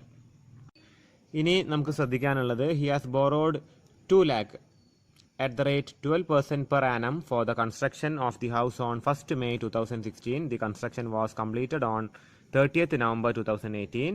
The loan is not repaid till 31st March 2020. Okay, അപ്പോൾ മെയ് 1, 2016 ഒരു ലോൺ എടുത്തിട്ടുണ്ട് 2 ലക്ഷത്തിൻ്റെ. ആ ലോണിൻ്റെ ഇൻട്രസ്റ്റ് ആണ് 12%. ഓക്കെ, കൺസ്ട്രക്ഷൻ തുടങ്ങിയിരിക്കുന്നത് കൺസ്ട്രക്ഷൻ കംപ്ലീറ്റ് ചെയ്തിരിക്കുന്നത് 30th നവംബർ 30, 2018. ലോൺ അടച്ചു തീർത്തിരിക്കുന്നത് മാർച്ച് 31, 2020. ഓക്കെ, അപ്പോൾ computation of income from house property നോക്കുകയാണെങ്കിൽ നമ്മൾ ആദ്യം തന്നെ ഗ്രോസ് ആനുവൽ വാല്യൂ, നമ്മൾ മുനിസിപ്പൽ വാല്യൂ ആണ് ഇവിടെ ഗ്രോസ് ആനുവൽ വാല്യൂ ആയിട്ട് എടുത്തത്. ഞാൻ കുറച്ച് മുന്നേ അത് പറഞ്ഞതാണ് എങ്ങനെ എടുത്തതെന്നുള്ളത്. 50,000 രൂപയാണത് എടുത്തത്. പിന്നെ മുനിസിപ്പൽ ടാക്സ് നമുക്ക് കുറയ്ക്കാൻ സാധിക്കും, ഇയാൾ അടച്ച മുനിസിപ്പൽ ടാക്സ്. അപ്പോൾ 47,500 നമ്മുടെ ആനുവൽ വാല്യൂ അല്ലെങ്കിൽ നെറ്റ് ആനുവൽ വാല്യൂ ആയിട്ട് വരുന്നത്. അപ്പോൾ അതിൽ നിന്ന് നമുക്ക് എന്തൊക്കെ ലെസ് ചെയ്യാൻ പറ്റും? ഇത് 3 അല്ലേ, standard deduction, interest on loan, അതേപോലെ 1/5 of interest four pre construction period. ഇത് മൂന്നും നമുക്ക് ലെസ് ചെയ്ത് കഴിഞ്ഞാൽ നമ്മുടെ ഇൻകം ഫ്രം ഹൗസ് പ്രോപ്പർട്ടി കിട്ടും. അപ്പോൾ ഇവിടെ സ്റ്റാൻഡേർഡ് ഡിഡക്ഷൻ 30%, അതായത് 47,500ൻ്റെ 30%മാണ് 14,250. ഓക്കെ, 14,250 47,500ൻ്റെ 30% നമ്മളിവിടെ എടുത്തിരിക്കുന്നത്. പിന്നെ അതേപോലെ ഇൻട്രസ്റ്റ് ഓൺ ലോൺ കൊടുത്തിരിക്കുന്നത് 24,000 രൂപയാണ്. ഓക്കെ, അപ്പോൾ എത്രയാണ് പ്രതിവർഷം വരുന്ന ഇൻട്രസ്റ്റ്? 2 ലക്ഷത്തിൻ്റെ ലോണിന് 12% ഇൻട്രസ്റ്റ് വരികയാണെങ്കിൽ ഒരു വർഷം നമുക്ക് 24,000 രൂപ ഇൻട്രസ്റ്റ് ആയിട്ട് വരും. പലിശ ഇനത്തിൽ നമുക്ക് 24,000 രൂപ വരും. അത് പൂർണ്ണമായിട്ട് നമുക്ക് ഡിഡക്റ്റ് ചെയ്യാനായിട്ട് സാധിക്കും. ഓക്കെ, അത് കഴിഞ്ഞിട്ട് മൂന്നാമത്തെ പോയിന്റ് ശ്രദ്ധിക്കാം. 1/5 of interest four pre construction period. Okay, അപ്പോൾ അതിവിടെ താഴെ കൊടുത്തിട്ടുണ്ട്. എത്രയാണ് പ്രീ കൺസ്ട്രക്ഷൻ പീരീഡ് എന്ന് പറയുന്നത്? Pre construction period is from 1st May 2016 to 31st March 2018. Okay, 31st March 2018 വരെയാണ് ഇദ്ദേഹത്തിൻ്റെ പ്രീ കൺസ്ട്രക്ഷൻ പീരീഡ്. അല്ല, ആ സമയത്താണ് ഇദ്ദേഹം വീട് പണിതത്.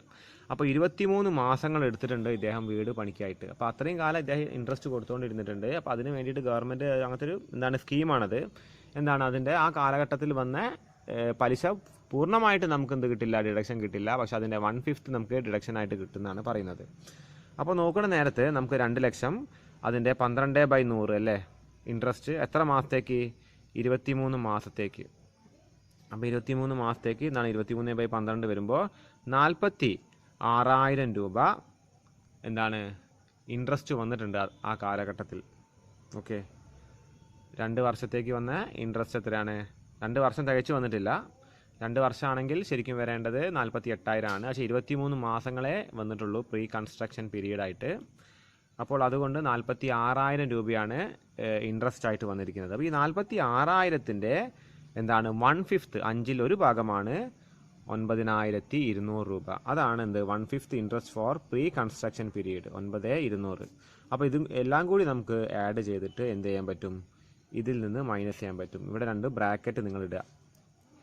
അപ്പോൾ 47,500ൽ നിന്ന് 47,450 നമുക്ക് ഡിഡക്റ്റ് ചെയ്താൽ ആകെ നമുക്ക് വരുന്ന ഇൻകം ഫ്രം ഹൗസ് പ്രോപ്പർട്ടി എത്രയാണ്?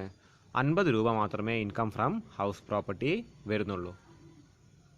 ഇനി അടുത്തതായിട്ട് ശ്രദ്ധിക്കുക, self occupied house. Self occupied property എന്നും പറയും, അല്ലെങ്കിൽ സെൽഫ് ഒക്യുപ്പൈഡ് ഹൗസ് എന്നും പറയും. വളരെ ശ്രദ്ധിച്ച് നമുക്ക് മനസ്സിലാക്കേണ്ട ഒരു കോൺസെപ്റ്റാണ്, വളരെ ഇമ്പോർട്ടൻ്റ് ആയൊരു കോൺസെപ്റ്റാണ് ഇൻകം ഫ്രം ഹൗസ് പ്രോപ്പർട്ടിയിൽ. Okay, if the house is occupied by the owner for his own residence, അതായത് ഓണർ സ്വന്തം ആവശ്യത്തിനായിട്ട് താമസിക്കുന്ന വീടാണെങ്കിലും it is called self occupied house. അപ്പോൾ അത് സെൽഫ് ഒക്യുപ്പൈഡ് ഹൗസ് ആയിട്ടാണ് പരിഗണിക്കുന്നത്. ഓക്കെ, അതും ഇൻകം ഫ്രം ഹൗസ് പ്രോപ്പർട്ടിയിൽ പരിഗണിക്കുന്നുണ്ടെന്നാണ് പറയുന്നത്. പക്ഷേ അത് നമുക്ക് ഗുണമാണ്. ഒരു എസ്എസ്സിക്ക് അങ്ങനെ പരിഗണിക്കുന്നത്, ഇൻകം ടാക്സിൽ പരിഗണിക്കുന്നത് വളരെ ഉപകാരമുള്ളൊരു കാര്യമാണ്. എന്താണെന്ന് വെച്ചാൽ the annual value of 2 self occupied houses is നിൽ. ഇപ്പോൾ 2 സെൽഫ് ഒക്യുപ്പൈഡ് ഹൗസ് നമുക്ക് കയ്യിലുണ്ടെങ്കിൽ, 2 നമ്മൾ മാറി മാറി താമസിക്കുകയോ അല്ലെങ്കിൽ ഒന്ന് പൂട്ടിയിട്ട് ഒന്നിൽ താമസിക്കുകയോ ഉണ്ടെങ്കിലും 2 ഹൗസ് നമ്മുടെ പേരിലുണ്ടെങ്കിൽ അത് രണ്ടും നമുക്ക് സെൽഫ് ഒക്യുപ്പൈഡ് ഹൗസ് ആയിട്ട് ഇപ്പോൾ പരിഗണിക്കാം. അത് പുതിയ നിയമത്തിൽ വന്നതാണ്. നിങ്ങൾക്കിപ്പോൾ പുതിയതായിട്ട് 2020-21 അസസ്മെൻറ്റ് ഇയറിൽ വന്നതാണിത്. Okay, however a deduction can be made towards interest on loan as follows. അപ്പോൾ ഇത്തരത്തിലുള്ള ഒരു സെൽഫ് ഒക്യുപ്പൈഡ് ഹൗസിന് നമ്മൾ ഇൻട്രസ്റ്റ് അല്ലെങ്കിൽ ലോൺ എടുത്തുകൊണ്ടാണ് നമ്മൾ വീട് പണിതത് എങ്കിൽ ആ ഇൻട്രസ്റ്റ് നമുക്ക് അതിൽ നിന്ന് കുറച്ചിട്ട് അപ്പോൾ negative income from house property വരും. അപ്പോൾ നമ്മുടെ സാലറി ഇൻകത്തിൽ നിന്നോ അല്ലെങ്കിൽ മറ്റേതെങ്കിലും ഒരു ഇൻകത്തിൽ നിന്നോ അത് കുറച്ചിട്ട് നമുക്ക് ടാക്സബിൾ ഇൻകം കുറയ്ക്കാനായിട്ട് ഈ ഒരു വകുപ്പ് സഹായിക്കുന്നതാണ്. ഓക്കെ, അപ്പോൾ എന്തൊക്കെയാണ് അവിടെ പറയുന്നത്?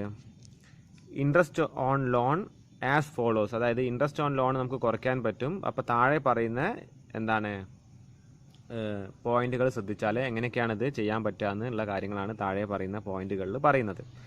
Where such property has been acquired, constructed, repaired, renewed or reconstructed. Acquired purchase ചെയ്യുക, constructed, repaired, renewed or reconstructed. The maximum limit of interest is 30,000 per annum. 30,000 രൂപ മാത്രമേ ഈ ആവശ്യങ്ങൾക്കൊക്കെ ആയിട്ട് നമ്മൾ ലോൺ എടുത്തിട്ട് നമ്മളത് തിരിച്ചടവ് 30,000-ൽ കവിയാൻ പാടില്ല. 30,000 വരെ എന്ത് കിട്ടും?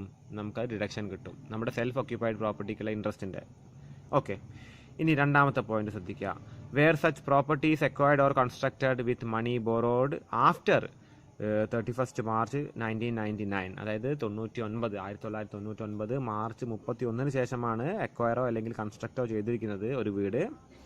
The maximum limit of interest deductible is 2 lakh with effect of assessment year 2015-16, provided the acquisition or construction is completed within 5 years from the end of financial year in which the capital was borrowed. അതായത് 99 ശേഷം ഒരു വീട് നമ്മൾ പണിയുകയോ വാങ്ങുകയോ ചെയ്തിട്ടുണ്ടെങ്കിൽ, okay, അപ്പോൾ വാങ്ങിയാൽ കുഴപ്പമില്ല, പണിയാണെങ്കിൽ 5 കൊല്ലത്തിനുള്ളിൽ നമ്മൾ പണിഞ്ഞിരിക്കണം. അങ്ങനത്തെ കേസാണെങ്കിൽ 2 ലക്ഷം വരെയാണ് നമുക്ക് എന്ത് കിട്ടുക, ഇൻട്രസ്റ്റ് കിട്ടുക. അപ്പോൾ 99 മുമ്പുള്ള കേസാണ് ഈ 30,000 ഇവിടെ പറയുന്നത്.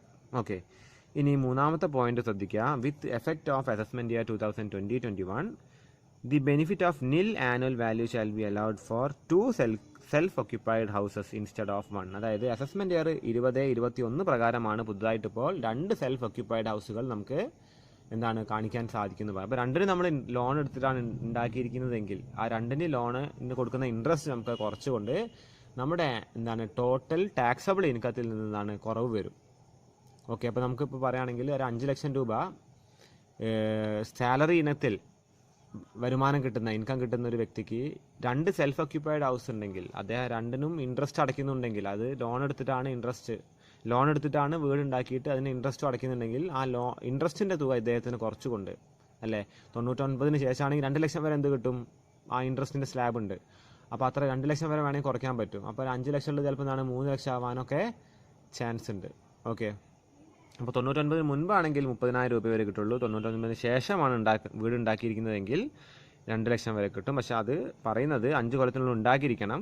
വാങ്ങുന്നത് പിന്നെ എന്താണ് ഇമീഡിയറ്റ് ആയിട്ട് നമ്മൾ വാങ്ങാനുള്ള ചെയ്യുക. ഓക്കെ, അപ്പോൾ അതും ചിലപ്പോൾ എന്താണ് ലോൺ എടുത്തിട്ട് നമ്മൾ എന്താണ് 5 കൊല്ലത്തിനുള്ളിൽ വാങ്ങാന്നുള്ളൊരു കണ്ടീഷനും കൂടി ഉണ്ടാവും. ഓക്കെ, അപ്പോൾ എന്താണ് 20-21 പ്രകാരം എന്താണ് 2 എന്തുണ്ട് സെൽഫ് ഒക്യുപ്പൈഡ് ഹൗസ് ഉണ്ട്. ഇത് ചെറിയ മാർക്കിന് ചിലപ്പോൾ ചോദിക്കാൻ ചാൻസ് ഉണ്ട്, അത് ശ്രദ്ധിക്കുക. ഓക്കെ, ഇനി അടുത്തൊരു ചോദ്യം നമുക്ക് ശ്രദ്ധിക്കാം. Mister Lazar owns a house which is self occupied by him throughout the previous year 2019-20. The following are the details. Okay, അപ്പോൾ ഇവിടെ പറയുന്നത് ലാസർ എന്ന് പറഞ്ഞ വ്യക്തി ഒരു സെൽഫ് ഒക്യുപ്പൈഡ് വീടുണ്ട് ഇദ്ദേഹത്തിന്. അപ്പോൾ താഴെ അതിൻ്റെ ഡീറ്റെയിൽസ് കൊടുത്തിട്ടുണ്ട്. അപ്പോൾ അതിൻ്റെ മുനിസിപ്പൽ വാല്യൂ എന്ന് പറയുന്നത് 83,000 രൂപയാണ്. ഫെയർ റെൻ്റൽ വാല്യൂ എന്ന് പറയുന്നത് 80,000 രൂപയാണ്. മുനിസിപ്പൽ ടാക്സ് 8,300 അതേപോലെ റെൻറ്റ് പെയ്ഡ് എന്താണ് 10,000 രൂപയാണ്. പക്ഷേ ഇത്തരത്തിലുള്ള ഹൗസിന് വരുന്ന റെൻ്റാണ്. അപ്പോൾ ഇത് സെൽഫ് ഒക്യുപ്പൈഡ് ഹൗസാണ് ഇദ്ദേഹത്തിൻ്റെ. പിന്നെ ഇൻട്രസ്റ്റ് ഓൺ ലോൺ എത്രയാണ്, 15,000 രൂപയാണ്. അപ്പോൾ ഇത്രയും കാര്യങ്ങളൊന്നും നമ്മളിവിടെ പരിഗണിക്കേണ്ട കാര്യമില്ല. ഇവിടെ ശ്രദ്ധിച്ചാൽ മതി. എന്താണ് സെൽഫ് ഒക്യുപ്പൈഡ് ഹൗസിൻ്റെ വാല്യൂ എന്താണ്, നില്ലാണ്. അപ്പോൾ നമ്മളിവിടെ ആനുവൽ വാല്യൂ എന്ന് പറഞ്ഞിട്ട് നെറ്റ് ആനുവൽ വാല്യൂ എന്ന് പറഞ്ഞിട്ട് നില്ല് എഴുതി വെക്കുക. അതിൽ നിന്ന് ലെസ് ഇൻട്രസ്റ്റ് ഓൺ ലോൺ മാത്രം കുറയ്ക്കുക. അപ്പോൾ ലോസ് ഫ്രം ഹൗസ് പ്രോപ്പർട്ടിയാണ് ഇവിടെ വരുന്നത്. ഈ ലോസ് നമുക്ക് വേണമെങ്കിൽ സാലറി ഇൻകത്തിൽ നിന്ന് കുറയ്ക്കാനായിട്ട് സാധിക്കും. ഓക്കെ, അപ്പോൾ എന്താണ് ഇവിടെ എന്താ ലോസ് ഫ്രം ഹൗസ് പ്രോപ്പർട്ടിയാണ്. പക്ഷേ നമ്മൾ ഇവിടെ അത് നോക്കേണ്ട കാര്യമില്ല. ഡിഗ്രി സ്റ്റുഡൻസ് ആയതുകൊണ്ട് നിങ്ങൾ എന്ത് ചെയ്യാതെ മതി, നിങ്ങൾക്ക് ഇൻകം ഫ്രം ഹൗസ് പ്രോപ്പർട്ടി മാത്രം ഇവിടെ കമ്പ്യൂട്ട് ചെയ്താൽ മതി. ഓക്കെ, അതൊക്കെ നമുക്ക് കുറച്ചും കൂടി അഡ്വാൻസ്ഡ് ആയിട്ട് പോകുമ്പോൾ അല്ലെങ്കിൽ അടുത്ത സെമസ്റ്ററിലേക്ക് പോകുമ്പോഴാണ് അതൊക്കെ ശ്രദ്ധിക്കേണ്ടത്. ഇനി അടുത്ത പോയിന്റ് ശ്രദ്ധിക്കുക. A part of the house self occupied through out the year and the remaining part is let out. അതായത് നമുക്കൊരു സെൽഫ് ഒക്യുപ്പൈഡ് ഹൗസ് ഉണ്ട്. ഇപ്പോൾ നമ്മൾ എന്താണ് ഒരു 2 സ്റ്റെയർ ഉള്ള ഒരു വീടാണെങ്കിൽ അപ്പ് സ്റ്റെയറും ഉണ്ട് ഡൗൺ സ്റ്റെയറും ഉണ്ട്. അപ്പോൾ ഡൗൺ സ്റ്റെയർ നമ്മൾ താമസിച്ചുകൊണ്ട് നമ്മൾ അപ്പ് സ്റ്റെയർ നമ്മൾ വാടക കൊടുക്കുകയാണെങ്കിൽ അപ്പോൾ 2 പാർട്ട് നമ്മൾ എന്ത് കൊടുത്തു അല്ലേ. അപ്പോൾ അങ്ങനത്തെ കേസ് വരികയാണെങ്കിൽ എന്താ ചെയ്യുക എന്നുള്ളതാണ്. ഓക്കെ, അപ്പോൾ ഒന്നിൽ സെൽഫ് ഒക്യുപ്പൈഡ് ആണ്, ഒന്നെന്താണ് ലെറ്റ് ഔട്ട് ആണല്ലോ. ഒരേ വീട് തന്നെ a portion is self occupied and the other portion is let out. അപ്പോൾ അങ്ങനെ വരികയാണെങ്കിൽ എന്ത് ചെയ്യുന്നതാണ്. അപ്പോൾ ശ്രദ്ധിക്കുക. In such a case the annual value of the part of the house self occupied is nil and the annual value of the let out is calculated as usual. Okay, അപ്പോൾ വീട് നമ്മൾ ഏത് ഭാഗമാണോ നമ്മൾ സെൽഫ് ഒക്യുപ്പൈ ചെയ്തിരിക്കുന്നത് അതിൻ്റെ value നില്ലായിരിക്കും. നമ്മൾ ഏത് ഭാഗമാണോ കൊടുത്തിരിക്കുന്നത് അതിൻ്റെ വാല്യൂ നമ്മൾ യൂഷ്വലായിട്ട് എങ്ങനെയാണോ ചെയ്യേണ്ടത് അതേപോലെ തന്നെ എന്ത് ചെയ്യുക, income from house property calculate ചെയ്യുക. അപ്പോൾ ഇൻകം ഫ്രം ഹൗസ് പ്രോപ്പർട്ടി എന്ന് പറയുമ്പോൾ ഒരു വീടിന് മൊത്തമായിട്ടൊരു വാല്യൂ വരിക. അപ്പോൾ നമ്മൾ എത്ര പെർസെൻറ്റേജ് ഓഫ് പോർഷനാണ് നമ്മൾ താമസിക്കുന്നത്, അപ്പോൾ അത്രയും പോർഷൻ നമ്മൾ എന്ത് ചെയ്യുക, അതിൽ നിന്ന് മൈനസ് ചെയ്താൽ മതി. ഓക്കെ, അപ്പോൾ ഇവിടെ ഒരു ചോദ്യം കൊടുത്തിട്ടുണ്ട്. അപ്പോൾ ഞാൻ ഇവിടെ പറഞ്ഞിട്ടുണ്ട് എന്താ അല്ലേ, പ്രൊപ്പോർഷനേറ്റ്ലി ചെയ്താൽ മതി എന്നാണ് ഇവിടെ തന്നെ പറഞ്ഞിട്ടുണ്ട്. അപ്പോൾ നമുക്ക് ചോദ്യത്തിലേക്ക് കടക്കാം. Determine the income from house property. അതിൻ്റെ സ്റ്റാൻഡേർഡ് റെൻറ്റ് കൊടുത്തിട്ടുണ്ട്, മുനിസിപ്പൽ വാല്യൂ കൊടുത്തിട്ടുണ്ട്, മന്ത്ലി റെൻറ്റ് കൊടുത്തിട്ടുണ്ട്, മുനിസിപ്പൽ ടാക്സ് കൊടുത്തിട്ടുണ്ട്, ഇൻട്രസ്റ്റ് ഓൺ ലോൺ ഫോർ കൺസ്ട്രക്ഷനും കൊടുത്തിട്ടുണ്ട്. അപ്പോൾ ഇവിടെ എന്താ പറഞ്ഞിരിക്കുന്നത്, half of the portion of the house is self occupied through out the year and the remaining portion is let out. അപ്പോൾ ഒരു വീടിൻ്റെ പകുതി ഉടമസ്ഥൻ താമസിക്കുകയാണ്, ബാക്കി പകുതി എന്താണ്, അത് വാടകയ്ക്ക് കൊടുത്തിരിക്കുകയാണ്. അങ്ങനെ വരുന്ന നേരത്തെ ഈ ഹൗസിൻ്റെ ഇൻകം ഫ്രം ഹൗസ് പ്രോപ്പർട്ടി എത്ര വരും എന്നുള്ളതാണ് നമുക്ക് കാൽക്കുലേറ്റ് ചെയ്യേണ്ടത്. അപ്പോൾ ഇവിടെ ശ്രദ്ധിക്കുക, ഗ്രോസ് ആനുവൽ വാല്യൂ നമുക്ക് എങ്ങനെയാണ് കിട്ടുക?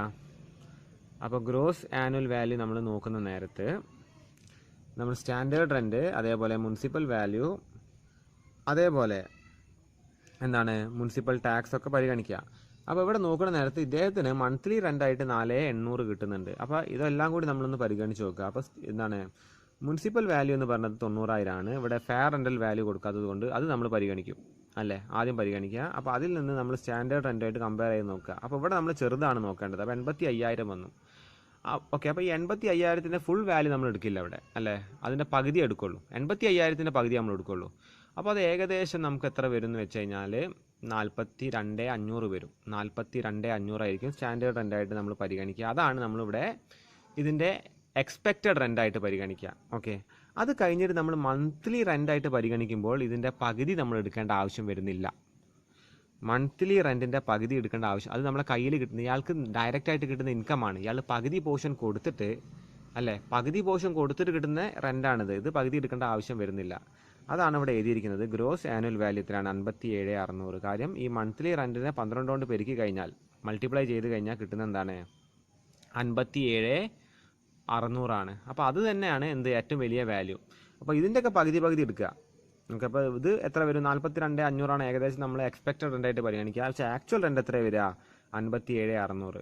ഓക്കെ, അപ്പോൾ അതിനെ നമ്മൾ എന്താ ചെയ്യുക? ഗ്രോസ് ആനുവൽ വാല്യൂ ആയിട്ട് എടുക്കുക. ബാക്കി മുനിസിപ്പൽ ടാക്സിൻ്റെ പകുതി മാത്രമേ പരിഗണിക്കാൻ പറ്റുള്ളൂ. കാര്യം ആ വീടിൻ്റെ പകുതി എന്താണ് വാടക കൊടുത്തിരിക്കുകയാണ്. അപ്പോൾ ഇയാൾ താമസിക്കുന്ന, അതായത് പകുതി വാടക കൊടുത്തിരിക്കുന്ന പോർഷൻ്റെ എന്താണ് വാല്യൂ ഓഫ് ടാക്സ് മാത്രമേ നമുക്ക് എന്ത് ചെയ്യാൻ പറ്റുള്ളൂ? കുറയ്ക്കാനായിട്ട് പറ്റുള്ളൂ. മുനിസിപ്പൽ ടാക്സ് ഒരിക്കലും സെൽഫ് ഒക്യുപ്പൈഡ് പോർഷനിൽ എന്താണ് അത് നമുക്ക് മൈനസ് ചെയ്യാനൊന്നും പറ്റില്ല. അപ്പോൾ അതുകൊണ്ട് 4,000 നിന്ന് പകുതി എടുത്തിട്ട് 2,000 കുറയ്ക്കുക. അപ്പോൾ ആനുവൽ വാല്യൂ 55,600 കിട്ടി. ഓക്കെ, പിന്നെ എന്ത് ചെയ്യാമെന്ന് വെച്ചാൽ നമുക്ക് ഡിഡക്ഷൻസ് ചെയ്യാം അല്ലേ. നമുക്ക് ഇൻകം ഫ്രം ഹൗസ് പ്രോപ്പർട്ടി കിട്ടണമെങ്കിൽ ഡിഡക്ഷൻസ് ചെയ്യാൻ പറ്റും. അപ്പോൾ ഡിഡക്ഷൻസ് എന്തൊക്കെയാണ് വരുന്നത്? സ്റ്റാൻഡേർഡ് ഡിഡക്ഷൻ ഉണ്ട്, ഇതിൻ്റെ 30% ഇത്. അതേപോലെ ലോണ് അല്ലേ, ലോൺ എത്രയാണ് ഇദ്ദേഹത്തിന് വന്നിരിക്കുന്നത്? ലോണ് വന്നിരിക്കുന്നത് 16,000 രൂപയാണ്. ഇവിടെ ഇപ്പം എന്ത് ചെയ്യുക? അതിൻ്റെ പകുതി 8,000 രൂപ ലോണ് എന്ത് ചെയ്യുക? കുറയ്ക്കാൻ പറ്റും. അപ്പോൾ ഇത് രണ്ടും കൂടി ആഡ് ചെയ്തിട്ട് ഇവിടെ നമ്മൾ കുറയ്ക്കുന്ന നേരത്തെ എത്ര വരും? 55,600 നിന്ന് 24,680 കുറയ്ക്കുമ്പോൾ 30,920 ആണ് നമ്മുടെ ലെറ്റ് ഔട്ട് പോർഷൻ, വാടക കൊടുത്തിരിക്കുന്ന പോർഷൻ്റെ ഇൻകം ഫ്രം ഹൗസ് പ്രോപ്പർട്ടി ആയിട്ട് വന്നിരിക്കുന്നത്. അത് കഴിഞ്ഞിട്ട് ഇനി സെൽഫ് ഒക്യുപ്പൈഡ് പോർഷൻ്റെ നോക്കുകയാണെങ്കിൽ അതിൻ്റെ ആനുവൽ വാല്യൂ നില്ലാണ്. ഇൻട്രസ്റ്റ് ഓൺ ലോൺ 8,000 കുറയ്ക്കാൻ പറ്റും. ലോസ് ഫ്രം ഹൗസ് പ്രോപ്പർട്ടി എത്ര വരും? അത് 8,000 വരും. ഇവിടെ ഒരു ലൈന് ശരിക്കും വരയ്ക്കണം. ഓക്കെ, ഇവിടെ ഒരു ലൈന് ശരിക്കും വരയ്ക്കേണ്ടതാണ്. ആനുവൽ വാല്യൂ നില്ലാണ്, ഇൻട്രസ്റ്റ് ഓൺ ലോൺ 8,000 ഉണ്ട്. ബാക്കി പോർഷൻ അല്ലേ, അത് മാത്രമേ കുറയ്ക്കാൻ പറ്റുള്ളൂ. കാരണം മുനിസിപ്പൽ ടാക്സ് ഒന്നും കുറയ്ക്കാൻ അവകാശമില്ല. ഓക്കെ, അപ്പോൾ അത് നോക്കുന്ന നേരത്ത് ഇവിടെ ലോസ് വന്ന് ഇവിടെ എന്താണ് പ്രോഫിറ്റ് അല്ലേ, ഇവിടെ ഇൻകം ഉള്ളത്. അപ്പോൾ നമ്മൾ total income from house property എത്ര ഉണ്ട്? 30,920 നിന്ന് ഈ 8,000 മൈനസ് ചെയ്യുക. അപ്പോൾ 22,920 ആണ് എന്താണ് ആ വീടിൻ്റെ മൊത്തത്തിൽ വരുന്ന ഇൻകം ഫ്രം ഹൗസ് പ്രോപ്പർട്ടി ആയിട്ട് കണക്കാക്കുന്നത്.